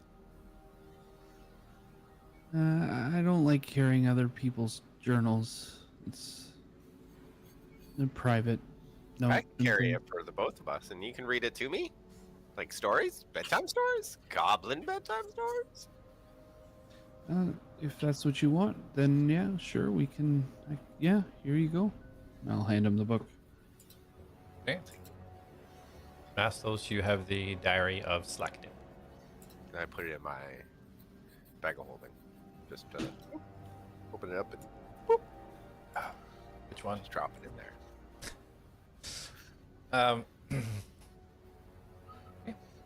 I'm gonna just now that I've read about this dagger and this vampire, I'm just gonna kind of eye the room around and see if there's any hints of that in any of the stuff around. Okay. Yeah, roll perception.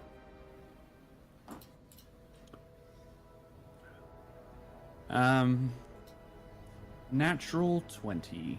Natural 20. I'm Just scan around the apparently room. on fire. On fire! Yeah, just scan around the room. You don't see anything that indicates that that dagger here. And in fact, any of the magical items that have been referenced, you don't see anything within here that links to any of those. So it seems to be documentation, but anything from contained within this doesn't seem to be any longer within this. Okay. Well, what's the plan, y'all?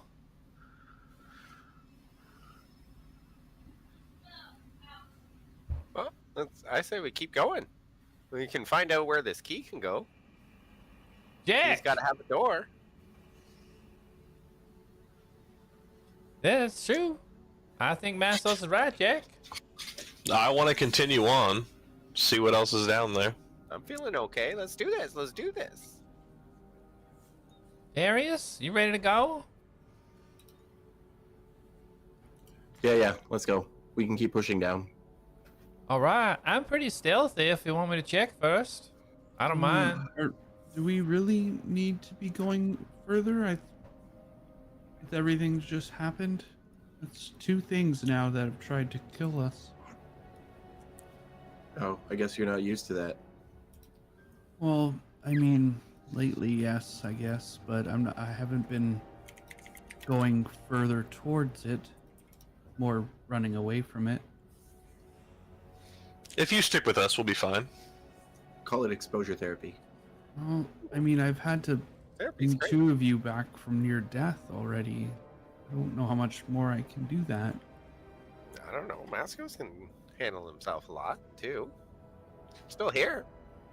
Oh, I had more to give. What are you talking about?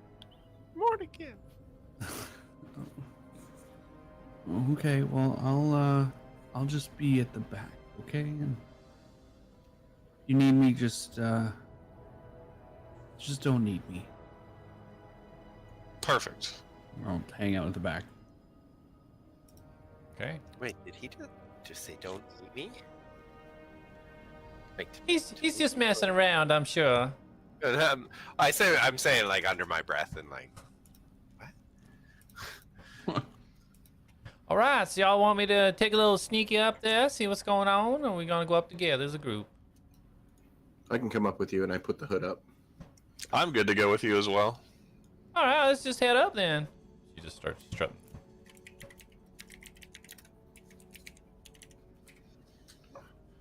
So Elion staying at the back. Mastos, are you moving up with everyone?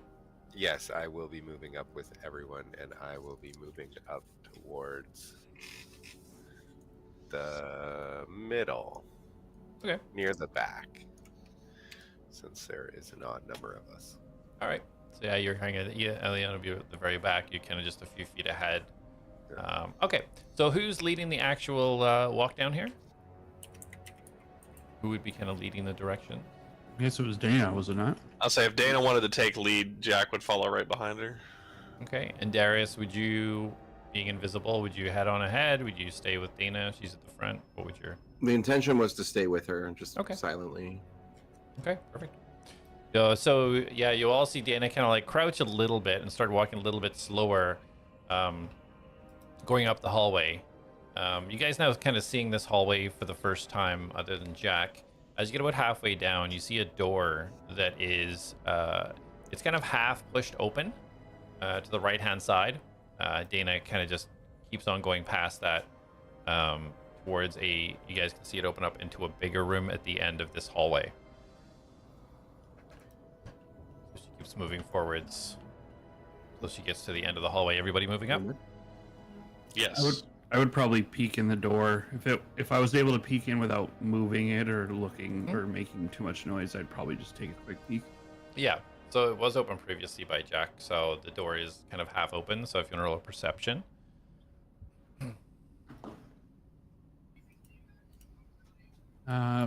14.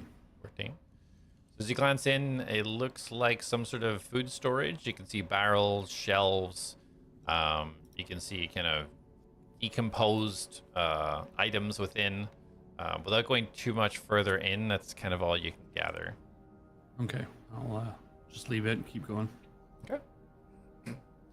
You guys now get to where Jak was previously. You guys see this large table. Looks like there's like mugs and cups kind of like pushed over. There's cards, kind of all playing cards spread all over the table. You see these strange kind of almost like rugs placed halfway through the room, almost like a makeshift wall. And you can see beds just the other side where there are gaps within these rugs. So this would be the living quarters. And as you guys come in, this wooden wall to your right-hand side as you enter the room. And as you turn the corner, you can see this, it looks like a bath with this kind of black liquid in it. And to your left, you see on the ground the entity that you guys fought earlier where Jak left it dumped there. All right, maybe we just stay quiet going through from here. Ooh, quiet? I can do quiet. Well, I like quiet. All right, well. You guys see to the south, Dana's starting to move towards, there's a double doors that are currently closed to the south of the room. Oh, I wanted to pass by and collect one of those decks. Yeah, you can, Like, ooh, they're all spread out, but yeah, you can gather up some cards from the table for sure. I love me crazy eights. You guys all following up behind Dana? Yes. Okay. Yes. All right, so you guys see her.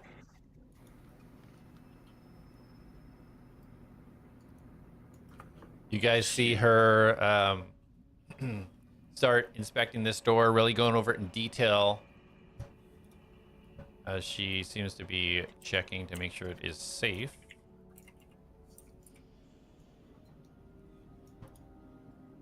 Come on, Dana, hurry up. She's probably not the best to do it, but she rolls a natural 20! Oh, wow. No. Yeah, so she kind of goes all over. It's like, well, I don't think this is trapped. I'm gonna try. I'm gonna see if it's gonna open. And she slowly kind of gives it a tug, and you all hear a little as the door does indeed start to open, and she kind of holds it for a second. All right, I think it's gonna open. Y'all be quiet, okay? And Jak is quiet. anybody who wants to try and be quiet, go ahead and roll me a stealth check, please. All right.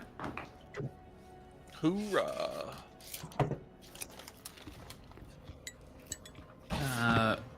9. 13. Okay.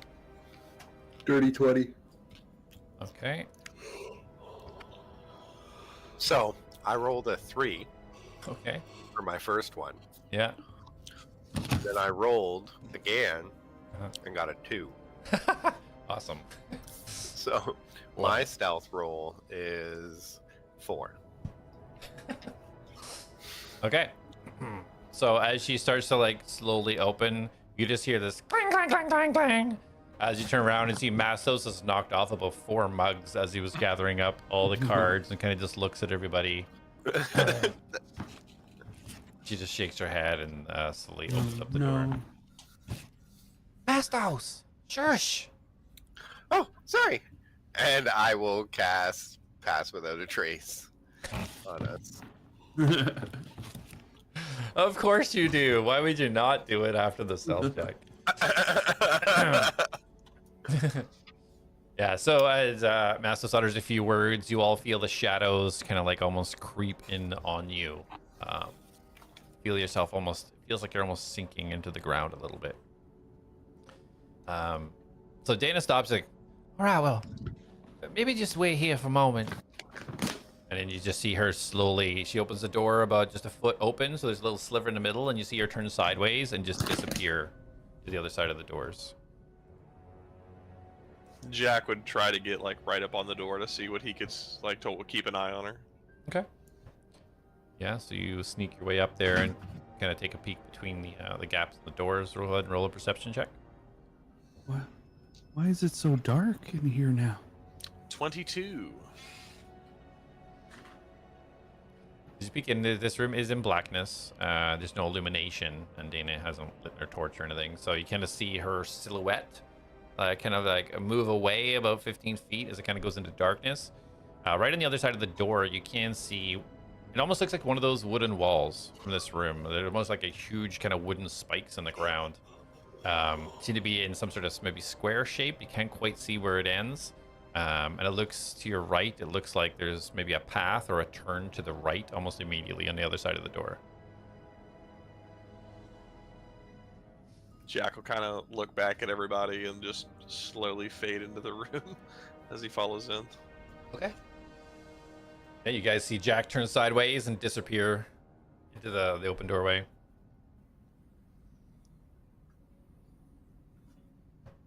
Anybody else want to do anything? I'm hanging back. Okay. Mastos, you're muted. I am just in front of Elion. Okay, perfect.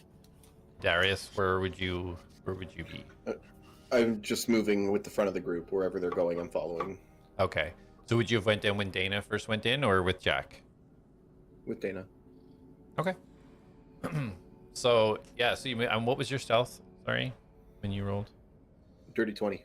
Okay, you were one of the passers. So yeah, you kind of like stick with Dana as she moves forwards. Roll a perception for me. That one. Okay. So it is super dark in here. There's no sources of light glancing up to the ceiling. Just blackness. Nothing is peeking through. There actually isn't any torches mounted in this room at all. The only thing you can tell it there's some sort of like maybe a structure to your left as you guys are kind of moving forwards, but you can't really tell much else in this darkness. Would you have made Dana aware that you're there? Probably not. Okay. So you stick with her as she kind of starts moving forwards. She goes to the end of the room and stops and takes a left and starts slowly moving. You're keeping as close as you can to her because this darkness you just can't seem to handle very well. And as you get to the end of the room, she goes a little bit to the left and there's a double door there and she stops. She kind of like takes a look around and then starts turning and starts heading back where she came from. Jak, at this stage, you're kind of like halfway in the room. What would you want to do? You see kind of this to your right, it looks like it might be a passageway, and to your left is this kind of strange wooden structure. Jak would probably wait if he saw Dana coming back. Okay. Yeah, so you see Dana you see the kind of black silhouette start to come into form, your night vision, and yeah, you can see Dana moving towards you. There's another door down there, the south area. I didn't check if it was locked or not. I don't know if it's trapped, and it's kind of dark. I have torches if we want to light the room up. Well, I guess I just don't know if there's something else like what you accidentally brought back. I don't know if there's something like that here, maybe. I don't see any torches in here. Well, the way I saw you take out a rug, I think we'll be fine. That's fair. I got some skills. All right, should we get everybody, or should we do this ourselves? So I think we might be a little bit quieter alone. Let's run it just you and I for a minute as he pulls out 2 torches and he lights them up real quick and passes one to her. Oh, you All know right. Darius is stalking this group. All right, let's see what we can see. So it illuminates a little bit more now. And as you light the torches, Jak, you can clearly see what looked like a passageway to your right. Only goes about 40 feet, and it ends at a dead end. But you can see some sort of trapdoor right at the edge, right at the end of that hallway. And then you see this wooden structure. You see these kind of spikes. It's almost like a square, but you can now see it's almost like an entranceway. Like the middle of it has about 15 feet where there are no spikes, where it's an entrance into it. As the flames are kind of like flickering. It reminds you of some sort of like fighting pit or something. But Does other he than that, see go ahead. Does he see anything in the fighting pit? If you want to go in there, yeah, you can go ahead in and make an investigation. Yeah. Or perception if you kind of want to just stay at the edge. He'd probably stay back a little bit to be close to Dana. Yeah, so roll a perception. She kind of moves over with you and kind of holds her torch as far as she can. Ooh, that sounds like advantage. No. 10. Not disadvantage. 10? Yeah, so you can see, you do see remnants of rusted old weapons in here. Some broken wooden swords. You see scratches across the interior of this. From your time and experience, you think this is some sort of training ground. But you don't see anything else that kind of jumps out at you. Some sort of fighting pit or training area. Looks definitely used as he kind of turns and makes his way towards what appeared to be a trapdoor. That makes sense. Couture of Invigar were here. They want to make sure the people are up to speed. Still interesting that they lock everything and set traps with objects that feel like fighting back. Well, the goblins did have it for a long time after them. I'm assuming it was them and not the Couture of Invigar. Sensible. And kind of as they're talking, Jack's going to get up to the door and he's going to get his torch real close and start looking over it. Okay.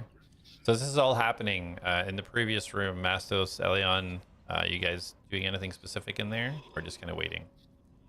I'm just kind of wondering where they went, and I'm gonna cast a message to Dana. Okay. Like, is everything okay in there? It seems really dark. Yeah, hon. We found a door down at the bottom of this room. It's some sort of training room, and now we're gonna check out this trapdoor. Jak's gonna, I think, gonna try to open it.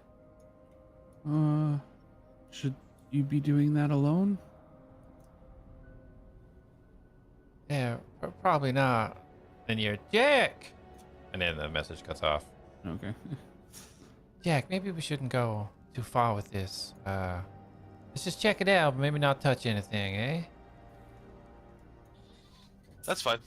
As Jack gets down and takes a look. Okay. Mastos, you doing anything? I am going to be looking around because we're still in the main room, right? Yeah, We went through the double living doors. area. Yeah. Living room. Living area. I want to go into behind I can't move my character. What's going on? That's because I turned it off because everybody's getting distracted. Well, I was moving so I could see. I go room by room so I can see where I don't. No, I don't peek ahead. I don't know what's going on. So, yeah. Well, I'd like to go. Yeah, that way, and then over into the other room, and then just explore, looking around. Okay. Finding my way down south. Downtown, I think. Yeah. So you can roll a perception for me. See what you can see. Ooh, that's a poo. Oh my god, that's another 3. So 10. Excellent. Yeah, you take a look around. Don't think anything special. You find some beds and stuff. You find a floorboard that's kind of like broken and off to the side beside one of the beds. Some nails kind of still stuck into it. Everything else just looks kind of old and dusty. Nothing else is really jumping out at you. Except the board, nails sticking out of it, just sitting there. That's a weird place to put a board. Yeah. Nails. Mastos gonna check it out, or no? Yeah, Mastos is gonna check that out. Yeah. Okay. Roll investigation. Oh yeah. Ooh. Oh wow. Okay, that is going away. That is a 6. A 6. As you look at this board, you can see these little grooves. Must be from some sort of implement right around the nails. Must have been used to kind of carefully take this board off something. Hey, Elion, this is weird. This came off somewhere. What? I'm like showing this broken board. This came from somewhere, and I don't mean literally. Like this literally came from somewhere. It's not a mistake that it's. Look around for where this broken board could be, and I start looking around for where it could be. How lit is it in here right now? It is not. It's just what's emanating still from yourselves. So And there's no torches. there's no torches lit. Okay, I'll go around and lighting the torches with my torch. Okay. All right. So as you do so, you kind of go around, start lighting. It definitely gives you a better view of the room. That will take you a little while, however. Yep. I will mutter to myself and conjure up 3 lights that will spread out to evenly lit the room. And I want them to fly past Mastos. As I'm just walking around, Yeah. still lighting. Perfect. Almost like you overshot your mark. We're just gonna like Yeah. flies right past. Yeah. Mastos, you see these three lights kind of flying almost sporadically around the room, lighting it up as you go around and light the torches. You guys have a better view of this room as it starts to light up. As that happens, Jak, you reach the trapdoor. Darius, were you doing anything while Dana and Jak were checking all this stuff out? No? Okay. Just watching them. Okay. Jak, as you get a little Watching bit... their love blossom. Yeah, Jak, you get a little bit closer. So you want to check out the trapdoor? Mm-hmm. All right, so go ahead and roll investigation. Oh, thank God. 18 on the die and investigation, so 22. 22. Wait a minute. So 18, 19, 20, 21. Man, I can't count. all good, all good. So as you kind of like just run your fingers around the outside, you can feel the seal there. You feel that it's got a little bit of give. You do see a lock. There's a huge kind of circular iron pull, and you do see a keyhole there. So it does look like it may open if you were able to get it unlocked. You don't see any traps. It doesn't look like it's trapped. You put your ear to it as you kind of like move around to try and feel if you feel anything else or hear anything from it, and you do hear a strange, almost squelching noise coming from underneath. Would I know what makes a squelching noise? There is too many things in this world that would make a squelching noise. It's roll a survival. Yeah.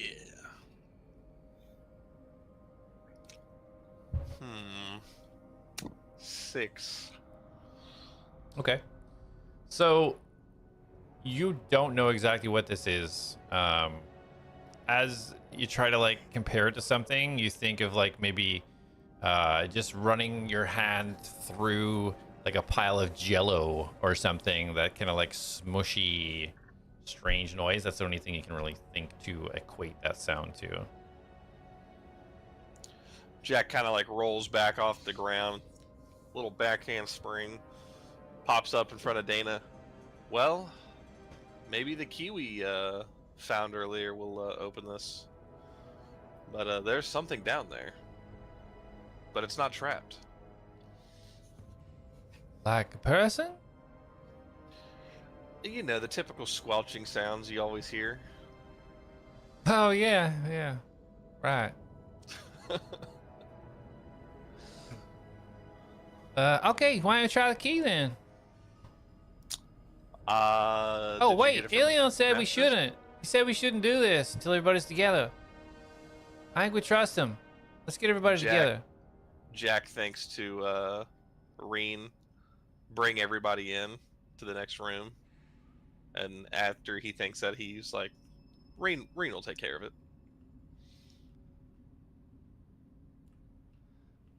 All right. Well, let's not do anything till they're here. Are there any other like wall torches around? In the training room, there is not actually all torches. So yeah, as you guys, Mastos and Elion have led up the room pretty well. You guys have a good view of this room. So what did you guys want to do now that you have plenty of light within this living space? I was still looking for where this board could be from. Okay. That's kind of what I would have. I want to do a general like look around, but I'm also kind of looking for where the board should go. Okay. Go ahead and both of you roll a perception.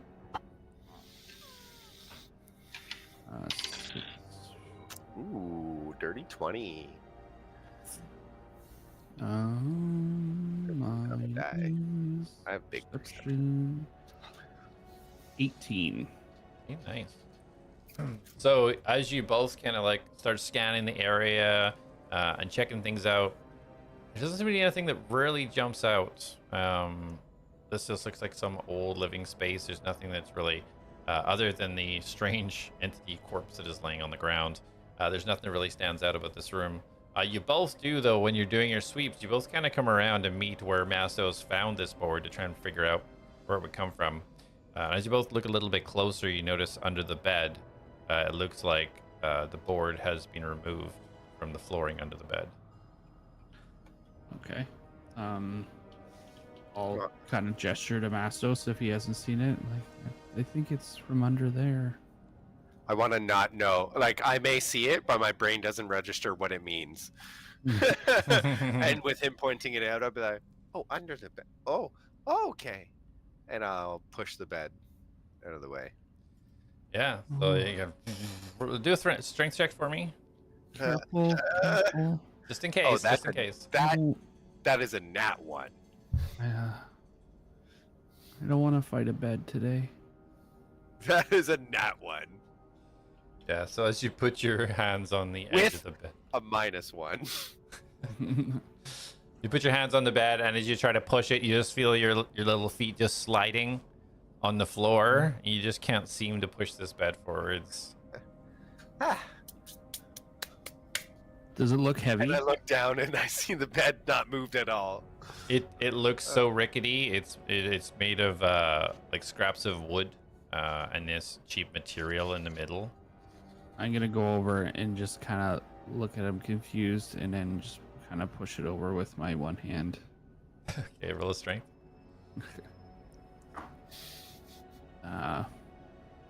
Where is my strength?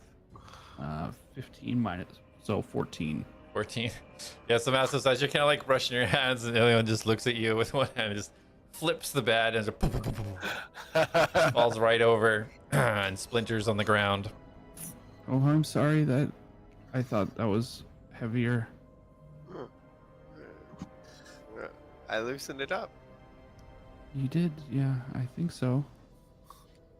You might be Back very and forth. slippery there. You have hooves, right? This wooden floor doesn't agree with my hooves. It's okay. I think that's where the wood panel goes. Are we just gonna put that back? Oh yeah. And I go to see what's inside, underneath where. Yeah. Now that's uncovered, you can see the exact where this plank definitely came from. The shape is there. As you look, you can kind of see like a little bit of dirt, and you see just this little square indentation in the dirt where something was previously. I take it. Oh, where something was previously. Yeah. Oh, something was here. Someone took something from here. Mm. Oh, I better put this back, and I put the board back. Okay, perfect. Should we need to catch up, I think, with the others? They said they were gonna go further down. I think they're waiting for you. Oh, waiting for me. Waiting for me. And I'll get up and I like As you say this, you both start to hear these kind of large footsteps coming into the room. What do you do? What do I do? I look Either at of you. I look at Elion. Is there a door I can run out of? You're behind kind of like the curtains kind of thing that blocked the main view of sort of the hallway to the beds. Right now you don't really, there's nowhere to run. There's no door on this side of the curtains. Oh, okay. I'm barreling behind Mastos, kind of. Oh God. Mastos, what are you doing? I am going to, as he's like trying to hide, I guess. Yeah. Just look to the like direction I hear the footsteps. Like, huh? I wonder what's coming. As you look over there, you see the neck of Reen peek around the curtain and just and kind of flicks her head twice and then backs her head back around the curtain. Oh, it's just Reen. She wants us to follow her. I'm like, I'll just like slowly walk behind, following along. Okay. So you guys make your way through the door. You all now see, as you're coming in with your torches lit and your floating lights, you can see this kind of wooden structure to your left, and to your right you see Dana and Jak. And behind them on the ground you see some sort of trapdoor. Jak, you see them come through the door. Jak kind of holding his torch up. Oh, Mastos, you have that key. I believe we found where it may go. I'll float my lights into the room and kind of spread them out so that it lights it up. I do have the key. And I reach into my bag of holding and pull out the key. And Jak will hold his hand out for it. I kneel down and I open the lock, avoiding Jak's hand. So you just walk past them and go right to the lock? Yeah. Okay. So as you go to put the key in, Jak, you let him pass? Jak just kind of stands there and like looks at Dana and is just like, She just Should kinda someone shrugs. check the lock, maybe? Oh, God. I already looked it over. It's fine. But there is something down there, so brace yourself. Oh, this has been a lot. Did you say bear myself? Brace yourself. Brace isn't the name of my bear. Sparrows. I unlock. I said like, So yeah, as you lean down and you see the lock that he was referring to, or wanted the key for, you go to put the key in and it does not fit. This keyhole you're looking at, and you kind of look at what you're holding, and you look at the symbol on the edge, and you look at the keyhole, and you see that this is just a standard keyhole. This does not fit. Oh yeah, no, this is just a regular keyhole. This isn't special. You can pick this. And I walk away. And I put my key back in my bag, and I'm all like back in the line. Do do do do do. Well, I'm not one to pick locks. I'm more to destroy them. Well, I don't know. Maybe maybe we head out then. I think that's Maybe something traps Everyone- down there for a reason. had their fill today. Near-death experiences. Buddy, it's like I haven't really. still dark outside. I could Settle down. use some more. It's dark out. Oh God. I don't know. What could be down here? Is it worth the risk? I don't know. Jack said he heard some type of squelchy noise or something.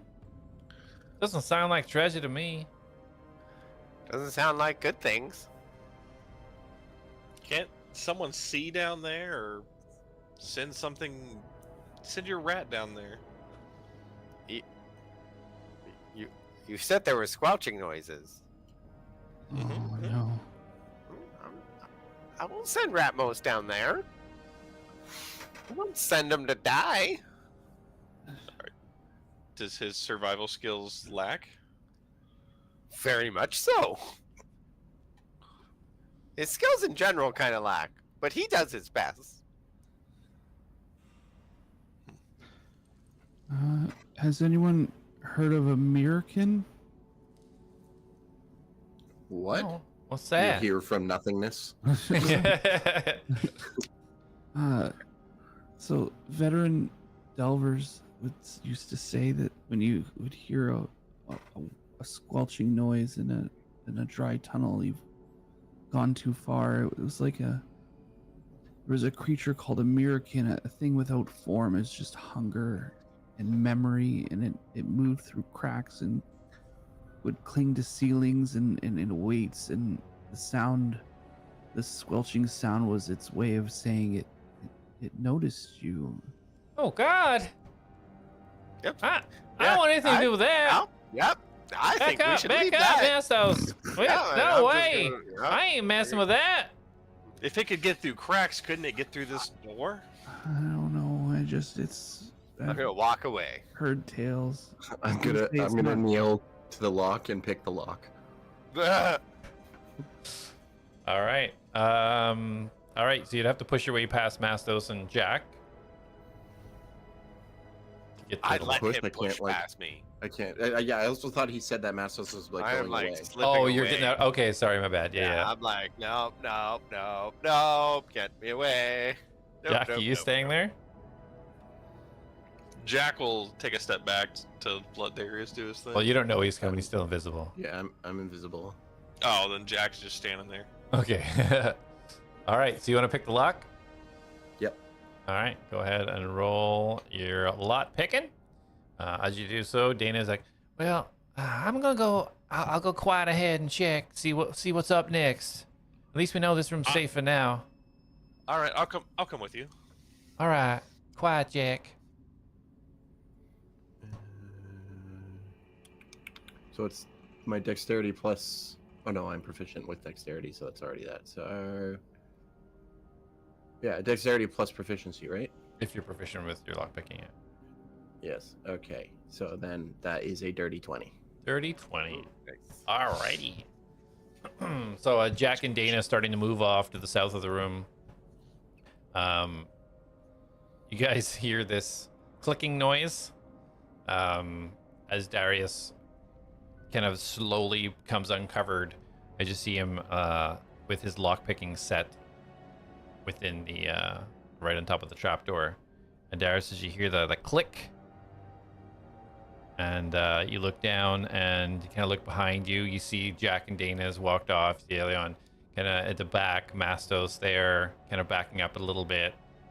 But you know you've unlocked the trapdoor. What do you do? I want to check the door for traps. Okay, roll investigation. Trapdoor's trap. Yeah. What is my investigation? That'll be an 18. 18, awesome. So yeah, you kind of run your fingers along the edge, and then as you're kind of looking in with when you're pulling your lockpick out, and you're kind of looking around the lock itself, as far as you see, you don't see any type of trap associated with this door. Okay, I am gonna put the hood back up and just like slowly creep the door open and look to see if I can see down. Okay. As you pull it up, you start to see about 10 foot down. You can see what looks like. It looks like. With your dark vision, it's hard to tell, but it looks like some type of surface. But it looks like it's slowly moving. And as you pull it more, and the hinge kind of creaks as it's opening up, and you start to hear some type of noise starting to come from underneath. This kind of squelching noise starts to get a little bit louder. All right, I'm gonna push it closed, and I'm gonna try to re-lockpick it locked. Okay, go ahead and roll lockpicking again.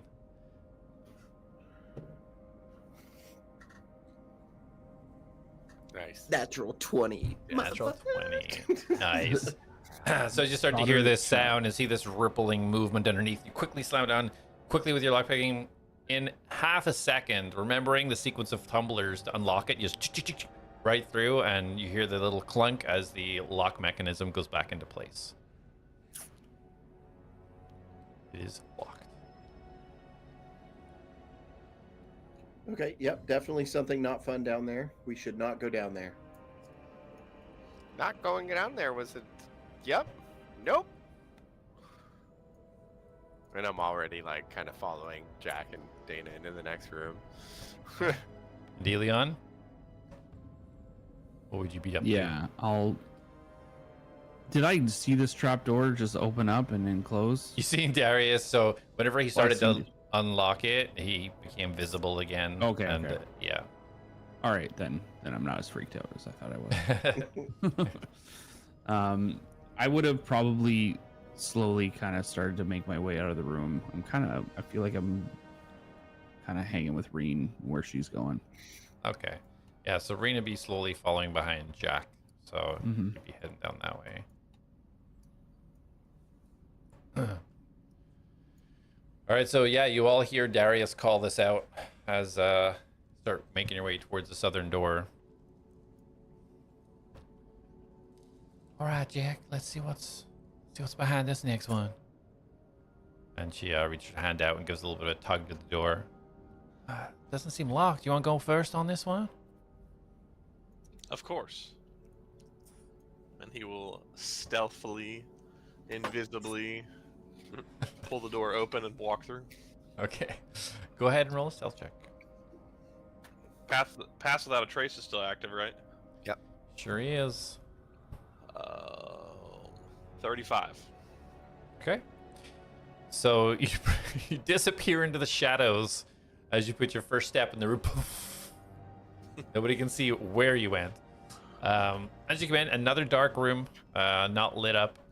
Go ahead and roll a perception with disadvantage. Let's see if I can roll lower than a 7. So 12. Okay. So you see, as you kind of glance around, kind of squint your eyes, your dark vision kind of coming into play. You can see what looks like tables, chairs. It looks like a bar on one side. You see an exit from the room down to the southeast corner, and you see some doors immediately to your left. From this kind of brief intake, it looks like it might be like wherever they ate, like a mess hall kind of thing. Yeah, some sort of dining area. What to proceed further?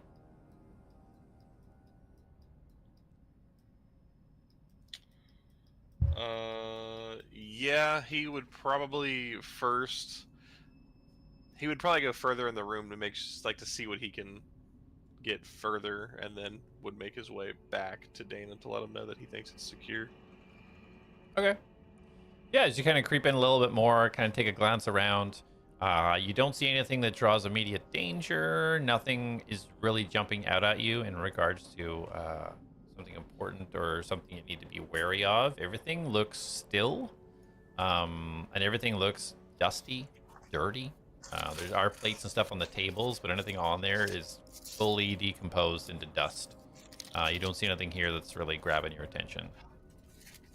All right. So just as if he was invisible, he will basically reappear next to Dana and kind of tap her on the shoulder. There's nothing in this next room. We're good to move in. And she's like, "Hey, don't do that! Don't sneak up on me like that, you!" And she smacks you in the shoulder. Sorry, I feel a little extra stealthy today. All right, well, I guess let's move in. And then Jak will kind of like stand up normal and just walk in. Darius, whenever you shut the trapdoor, did you follow up with the other peeps? Yep, I will catch up with the group. Alrighty. And the entire time, Darius is rolling his eyes at Jak. You can feel these eye rolls. You can't see them, but you can feel them. Jak's looking at only one set of eyes right now. All right, so is everybody making their way, kind of following Dana and Jak? Yeah? Okay. Yes, sir. All right. So as you guys move in, you get a view now of what you all perceive to be some sort of dining area. There's a door immediately to your left, and you guys see an exit kind of further down on the eastern wall, down to the southeast. There's a bar on the right-hand side, and it just looks like some sort of old dining space. I'll fly my lights into the room Perfect. to light it up.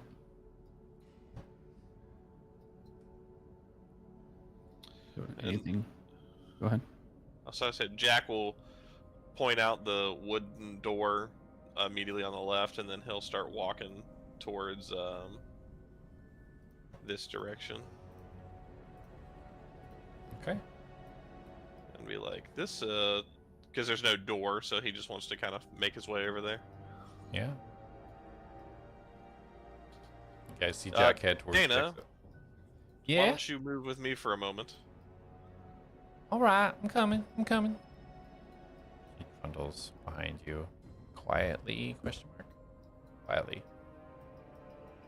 Extremely quietly. And what's everybody else doing? Is there anything? I'm constantly looking for anything that I would connect to the journal entries I read when I scan these rooms for any hints or clues regarding any of those experiments. Okay. Yeah, go ahead and roll a perception. Nat 1. That one. You see a bunch of bottles, plates, tavern-related things. Nothing grabbing your attention. Mm-hmm. Go on. Okay. I will fumble in my book. Sounds good. Mastos, what are you up to while everybody's doing their thing? Muted. I'm following following my nose, really. I'm in a kitchen area. I'm looking for some smoked meats, I guess. Sure. You know, I Yeah. can smell.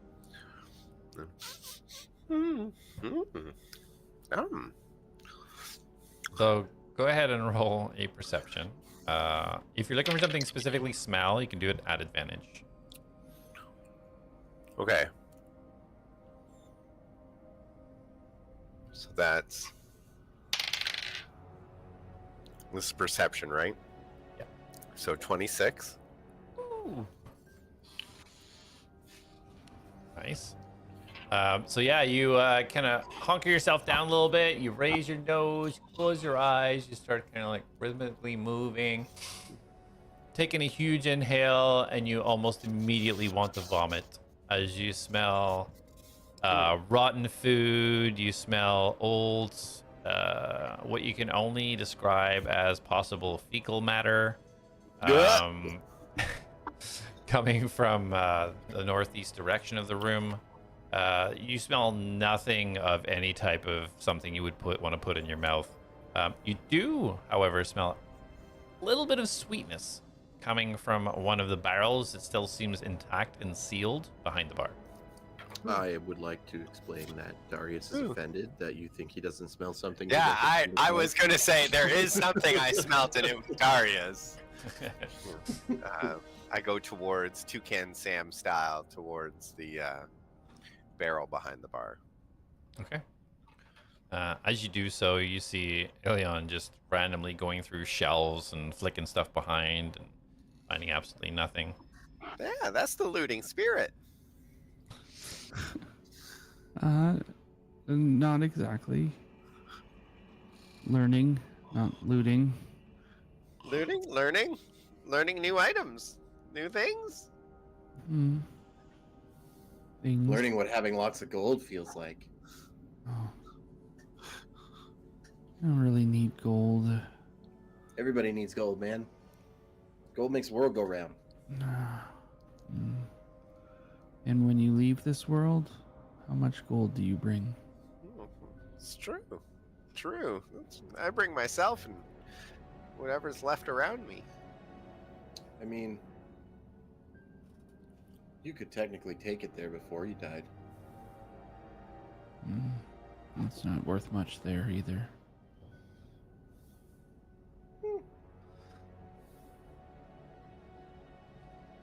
Gods you guys- certainly do like gold tributes.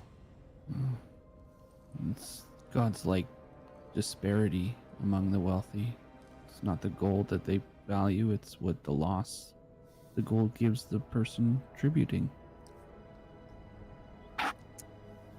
Right.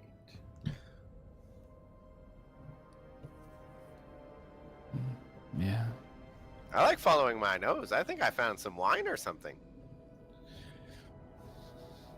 As you start checking out this barrel, go ahead and roll investigation. Oh. That is a 10. A 10. So this looks like a wine barrel. Ah! I was right. It is wine. I'm like, is it in... I find spigot from one of these old barrels. I'll take the spigot. Oh wait, no. Is there a spigot and a cork? Yes. Because I wouldn't want rancid wine. Has Mastos ever tapped a barrel before? You know what? I think he has. Yeah, he's tapped a think few he barrels has. in his time. Yeah, I'm like, yeah, he's been around some pretty good campfires, some pretty Alright. big bonfires. You know what I'm saying?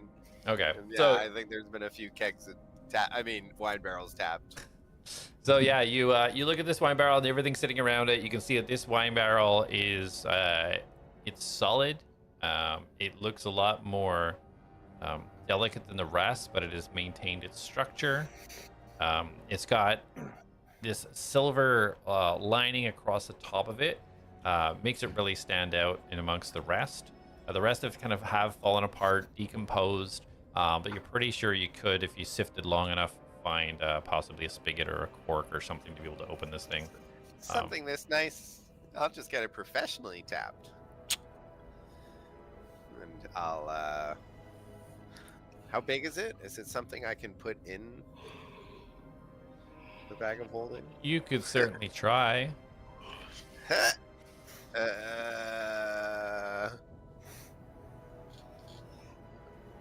Okay, I shall try to slip my bag of one hand on the bag of holding. Okay. So Darius and Elion, you both see Mastos positioning this barrel and his bag of holding to try and slip it in. You guys want to do anything? I'm just watching him. Yeah, I lean against the wall and just smirk. And I'm, Are you sure that's a good idea, Mastos? Or do you do this often? are you afraid of everything? I'm not afraid of this. I just don't think it's a great use of time, and I don't think the outcome will be as expected. What's the expected outcome?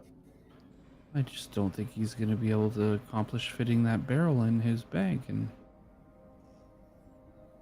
I have seen him do some pretty amazing things in his time. Let's let him do his thing and see how it goes. It'll only be entertaining either way. I mean, that's fair. I'm not one to stop anyone from trying to accomplish their goals.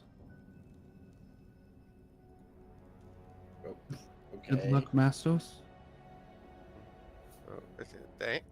Thanks. Okay, so roll a sleight of hand. See if you can delicately. Ooh, Yes. that's an 18 on the die, though. Oh, that's a dirty 20. Hmm. I have a +2 sleight of hand. So you kind of like tip the barrel up, kind of on its side, lay it down on its side, and get the bag of holding, get the edge of it, and as you pull the material over, you can feel it reaching its limits. You can almost feel the stitching start to pop on the top of the bag as it just slips over the barrel, and you manage to encapsulate it into your bag of holding. Barely. I nudge Elion and I'm like, the more fun part is going to be when he tries to take it out. Yeah, I was gonna say if it had that much resistance, I wasn't going to even put it in, because I would have thought about trying to take it out, and I wouldn't want to take. It's up to you. Like you I just talked it through. So if you wanted to stop when you felt it go, I call. want to know. Be like,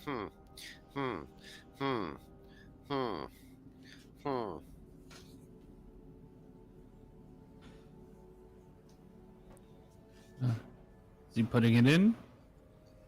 No. what's Mastos doing? I'm gonna set the barrel down and sit with it, thinking in a thinking pose while everyone's going on about their business. Okay. Mastos hops on, crosses his legs, and has the thinking pose. So while this is all happening, Jak, as you continue your way down the hallway, immediately when you go down, there's a sharp right and then a sharp left. And as you kind of take that turn to the left, and this is only about 20 feet in, you see straight ahead, you see a strange looking door. You can go right up to it if you want, but from the distance of just turning that corner, you can see some type of strange etchings going from the outsides inwards and towards the center. There is a turn to your right as well. So there's this door straight ahead, or is it a turn to your right? I think Jak would be a little intrigued by a door, so he'll start making his way, and as he approaches, he's gonna say, maybe this is the door that keys to. Yeah, could be. Let's check it out. Quietly though, right? Quietly.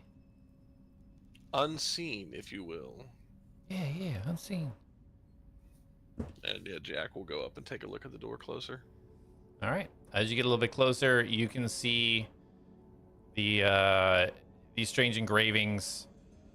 Don't really know what they mean. But you can see these strange engravings on the outside, almost in a circular fashion, pointing in towards the center, where you can see a keyhole, which you now have come to know the shape of the Caterva Invigar symbol in the middle.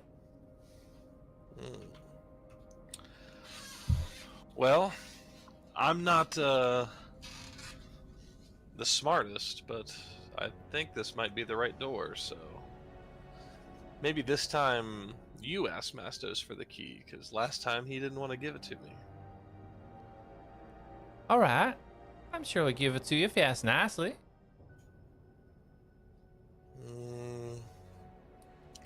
You never know. Alright. Maybe go with me. Moral support and all. Or give him some sort of look. Like Jak's trying his hardest. All right. Let's try something, sugar. And then Jak will kind of make his way back. Okay. As you're gonna make your way back, to the right of the door on the wall, which is on the map, you can see a lever. This lever is currently pushed down.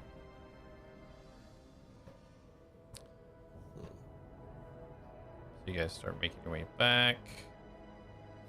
Should we check out here first? Or just go straight for the door? We can check. I don't see a problem with that. Alright, why you go first? And Jak will make his way down the hallway. Okay. So as you continue down, as you hit the end, you've got to turn to your left and you turn to your right. To your left, you immediately see another one of the doors that you just seen. A lever on the right hand side down, pressed again. You see what looks to be a body of some description with heavy armor. Looks like he's either crouched or leaning up against the door or something. And the turn to the right, you can see down a hallway, and it looks like there's a closed wooden door at the end.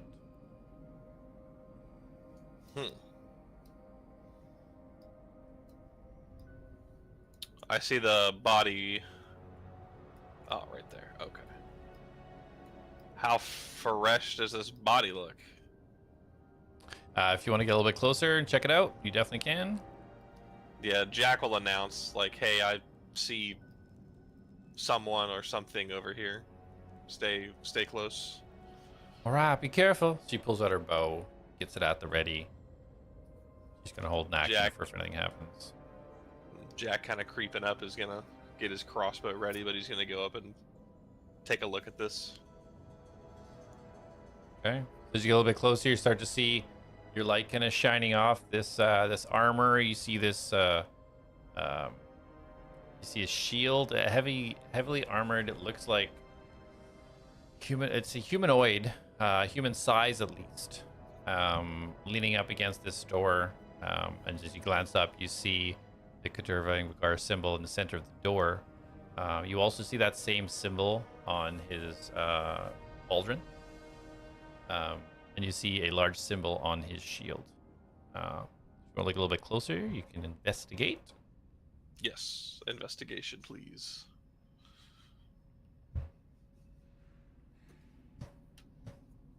Okay. Another 21. One, awesome. So yeah, you kind of go over this this decomposed body. Just a skeleton at this stage, just bones. Plate armor. You see a long sword. You can see now. It has fallen from his hand on the ground. The shields. Looking at it, roll a history for me.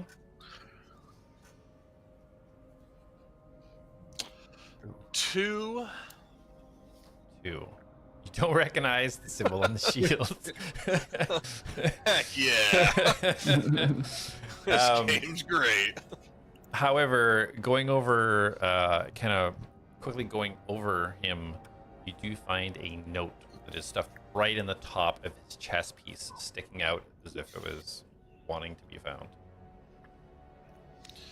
Jak kind of leaning over him for a second and hesitates for a second, and he kind of snatches it as fast as he can. Okay, roll a sleight of hand. Perfect. Natural 20. 24. Wow. So you swiftly and delicately, without even touching the body itself, pluck this rolled up piece of parchment note. You have it in your hand, sir. Reads. All right. So as you open it up, it does look to be common. And it reads, "I'm sorry, my dear Keelan. Armin told me not to come to this place, but it was time the Caterva reclaimed one of its first strongholds. I know there are things here that can help our cause. It seems the place is empty, but laced with evil magic. I've been careful to not disturb anything until I know the biggest issue of this place is taken care of. One of the keys to the prison room was supposed to be held by the commander, and the other by the training master, but I'm reluctant to touch anything that I don't need to. I'm going to use the gifts that Terra has bestowed upon me to enter this room. I have faith that Tara will protect me, but know that if anything happens, I will always love you and Seth. And I'll be waiting for you in the afterlife with open arms. Dead. Jak kind of reads over it. Well, Tara doesn't know how to do her job right, and he stuffs it in his bag. Tara? Well, that's a shame. Must be a paladin then, Faith of Tara. Well, By the looks of it. maybe he should have pledged his loyalty to Lego. You know Lego, of course. Hmm.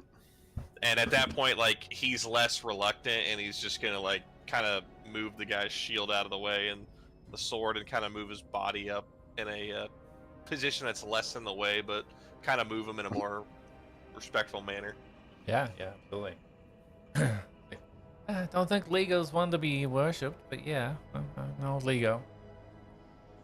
And yeah, you position the body kind of more up against the wall, so he's kind of, his back is sitting there.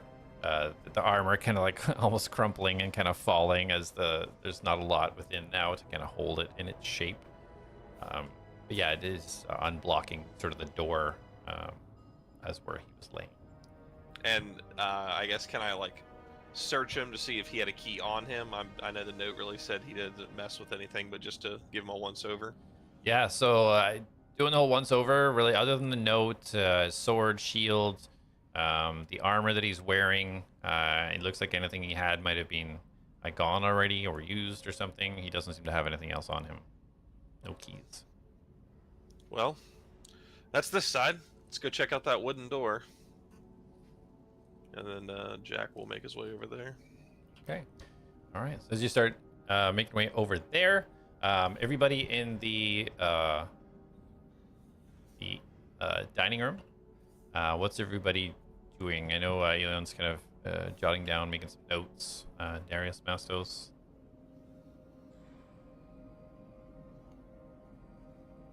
Oh, you're muted. Jeez, muted. Where did Jak go? That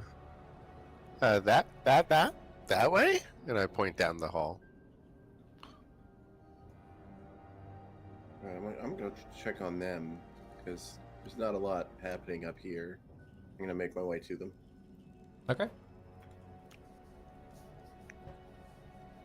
Elion just still scribbling. Yeah, I'm writing. Yes, I'm scribbling.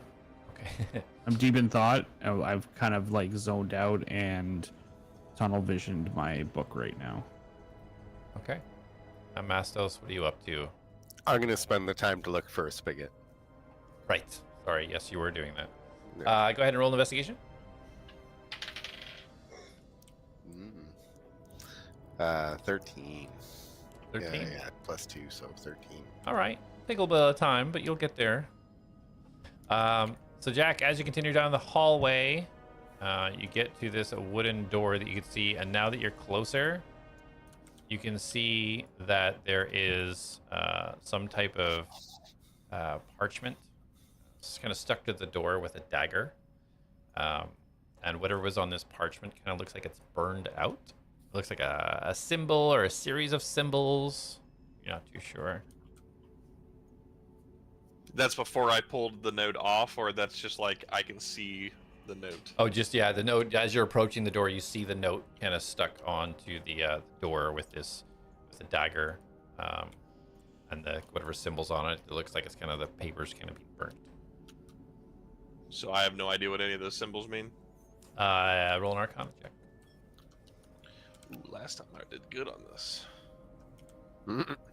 11. 11. You do not know what these symbols mean.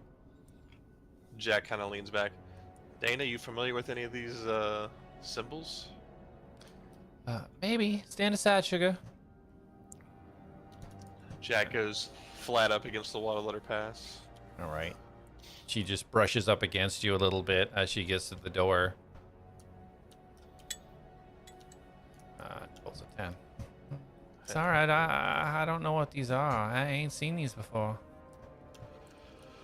All right. Well, Jak is gonna lean up and see if the door is locked. Okay. As you kind of give it a little bit of a tug, it doesn't seem to have a. It doesn't be locked. You pull the circular metal ring, and it does seem to give it a little bit give. It does feel like it would pull open if you want it to open. Jack's gonna thank to Reen, bite Darius and bring him here. That. All right. So Darius had already started leaving the room. So Reen, well, where did I leave? Oh, he's behind. Okay. So we'll start heading back towards Darius.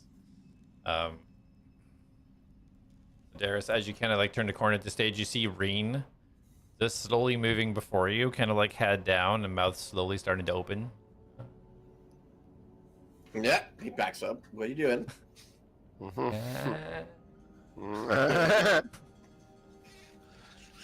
And she just stops, and then she kind of like gestures her head and turns and starts walking down the hallway. You know, you could just do that. You don't have to bite me. And she looks back and just sticks her tongue out and keeps walking down. What a brat. So you get to the end of the hallway, and you start to now see what Jak had seen. You see the strange door that was straight ahead. As you go down the hallway to the left, you see kind of a body up against the wall, and this other strange door. And to the right, you see Dana and Jak in front of a wooden door.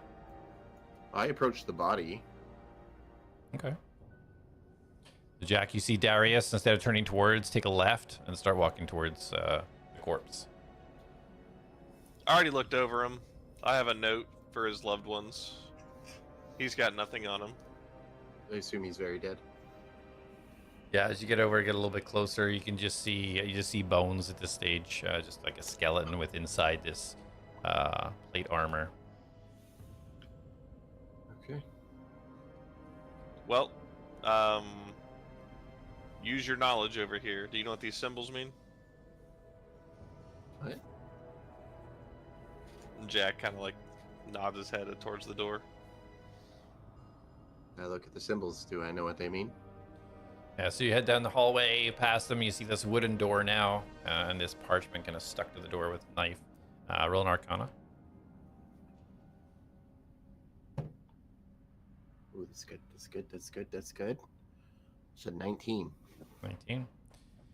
So although you don't know exactly what it is, you recognize a powerful type of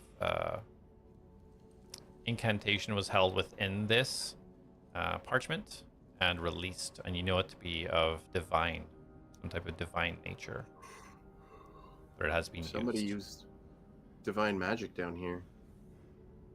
Jak kind of looks towards that guy, the dead guy. Probably the paladin. Makes sense. And then Jak will just open the door. Okay.